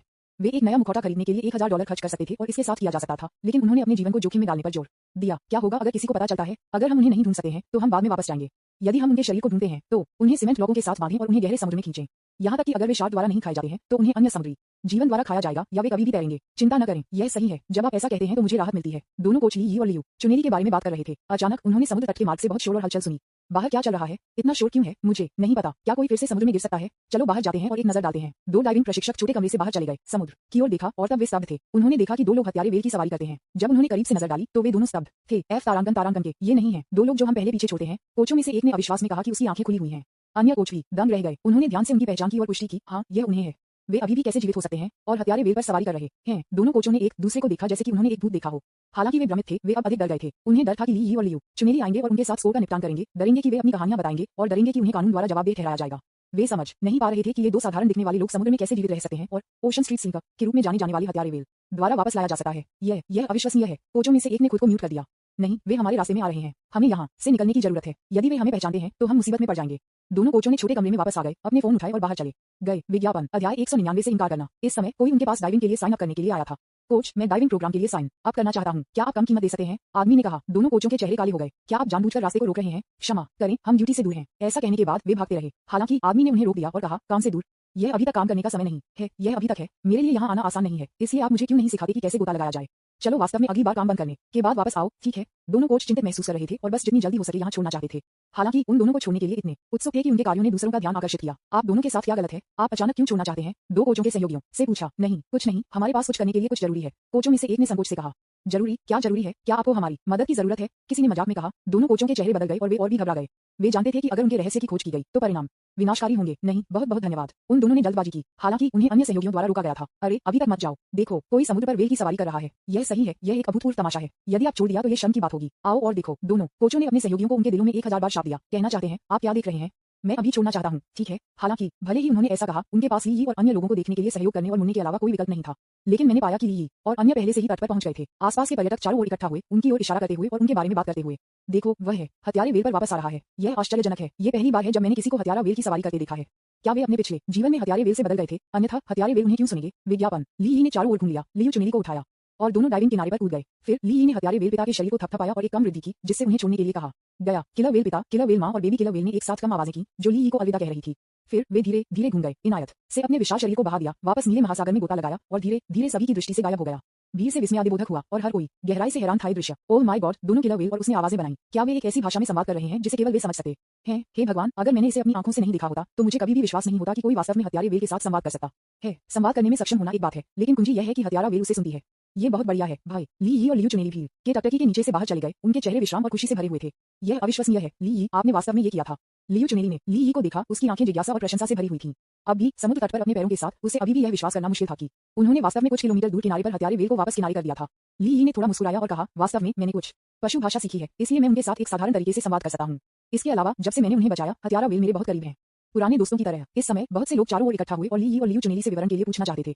हेलो, क्या वे हत्यारे व्हेल अपने दोस्तों के आसपास तैर रहे हैं? आप उनके साथ कैसे संवाद करते हैं? कई लोग सवाल पूछने के लिए इकट्ठा हुए। हालांकि ली यी के पास सवालों के जवाब देने का समय नहीं था। उन्होंने दो डाइविंग प्रशिक्षकों की दिशा में इशारा किया और कहा, वे भागना चाहते हैं, उन्हें दूर न होने दें। बोलने के बाद ली यी पहले बाहर निकले। ये देखकर दोनों कोचों को किसी और चीज की परवाह नहीं थी और भाग गया। हर कोई स्तब्ध था। क्या चल रहा है? दो डाइविंग प्रशिक्षकों के बाद वह नीचे क्यों आया और पीछा किया? मुझे नहीं पता। चलो चलते हैं और मजा देखते हैं। इस समय दो डाइविंग कोच इतने डर गए थे कि उनके चेहरे पीला हो गए। वे जल्दी से भागे, लेकिन वे ली यी के रूप में उतनी तेज नहीं थे और थोड़ी देर में ली यी द्वारा पकड़े गए थे। आप कहां भागना चाहते हैं? ली यी डांटा। दोनों कोचों ने अपने दिलों में एक जकड़न महसूस की। वे जानते थे कि इस समय वे अब बच नहीं सकते थे। विज्ञापन। उन्होंने बहादुरी से ली यी और लियू चुनेली का सामना किया। है, क्या तुम ठीक हो? कोचों में से एक ने हकदार रूप से पूछा। ली यी ने उन्हें देखा, उसकी आंखों में ठंड का एक संकेत। क्या आप ठीक हैं? आपने समुद्र के तल पर हमारे ऑक्सीजन टैंक और मास्क को बाहर निकाला है और आप हमसे पूछ रहे हैं कि क्या हम ठीक हैं? एक कोच ने कहा, एक अच्छे व्यक्ति पर आरोप न करें। हम पेशेवर हैं, हम ऐसा कैसे कर सकते हैं? यह सही है, अगर आप फिर से कहने की हिम्मत करते हैं तो हम आपको मुकदमा करेंगे। लियू चुनेली ने डांटा, आपने हमें अपने नए मास्क खरीदने के लिए मजबूर किया और जब हमने इनकार कर दिया तो आपने हमारे ऑक्सीजन टैंक और मास्क को छीन लिया। क्या आप अभी भी इसे नकारने की कोशिश कर रहे हैं? एक कोच ने कहा, सुंदर महिला, कुछ भी लापरवाह मत कहो। आपके पास क्या सबूत है? एक और कोच, यह सही है, अगर आप सिर्फ अपना मुंह खोलते हैं तो मैं कहूंगा कि आपने कल रात मुझसे 1 लाख चुरा लिया है। मुझे वापस दे दो। आसपास के लोगों ने ये सुना और इस अचानक विवाद के बारे में फुसफुसाते, उत्सुक और भ्रमित होने लगे। यह सही है, बकवास बात मत करो। आप जो कुछ भी कहते हैं उसके सबूत होना चाहिए। लियू चुनेली ने कहा, हम उस समय गोता लगा रहे थे और हमारे साथ हमारे फोन नहीं थे। हमें सबूत कहां से मिले? जब दोनों कोचों ने ये सुना तो वे तुरंत बोल्ड हो गए। चूंकि आपके पास कोई सबूत नहीं है, इसलिए आप हमें निंदा क्यों कर रहे हैं? आपके पास वास्तव में उल्टे उद्देश्य हैं। आप दो अन्य गोताखोरों से ईर्ष्या कर रहे हैं, ठीक है? हम सभी उचित प्रतिस्पर्धा कर रहे हैं, तो क्या आप बहुत दूर नहीं जा रहे हैं? लियू चुनेली चिंतित थे। अब वह एक सिपाही से मिलने वाली विद्वान की तरह थी और वह खुद को स्पष्ट रूप से नहीं समझा सकती थी। वे स्पष्ट रूप से समुद्र के तल पर अपने कोच द्वारा लगभग मारे गए थे और अब वे सभी चाहते हैं कि एक साधारण बदनामी है। हालांकि लियू चुनेली ने पाया कि वे वास्तव में कोई सबूत नहीं दे सकते हैं। दोनों कोच एक दूसरे को मुस्कुराए। अब उन्हें दौड़ने की जरूरत नहीं थी। ली यी ने कहा और कहा, आप लोग इसे स्वीकार नहीं करेंगे, है ना? एक कोच ने कहा, इसे स्वीकार करें। हमने ऐसा नहीं किया तो हमें इसे क्यों स्वीकार करना चाहिए?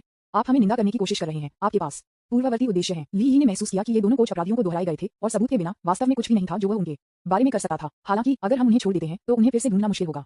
इस बारे में सोचते हुए ली यी ने एक शब्द कहे बिना आगे बढ़े और उन दोनों को नियंत्रित करने की कोशिश की।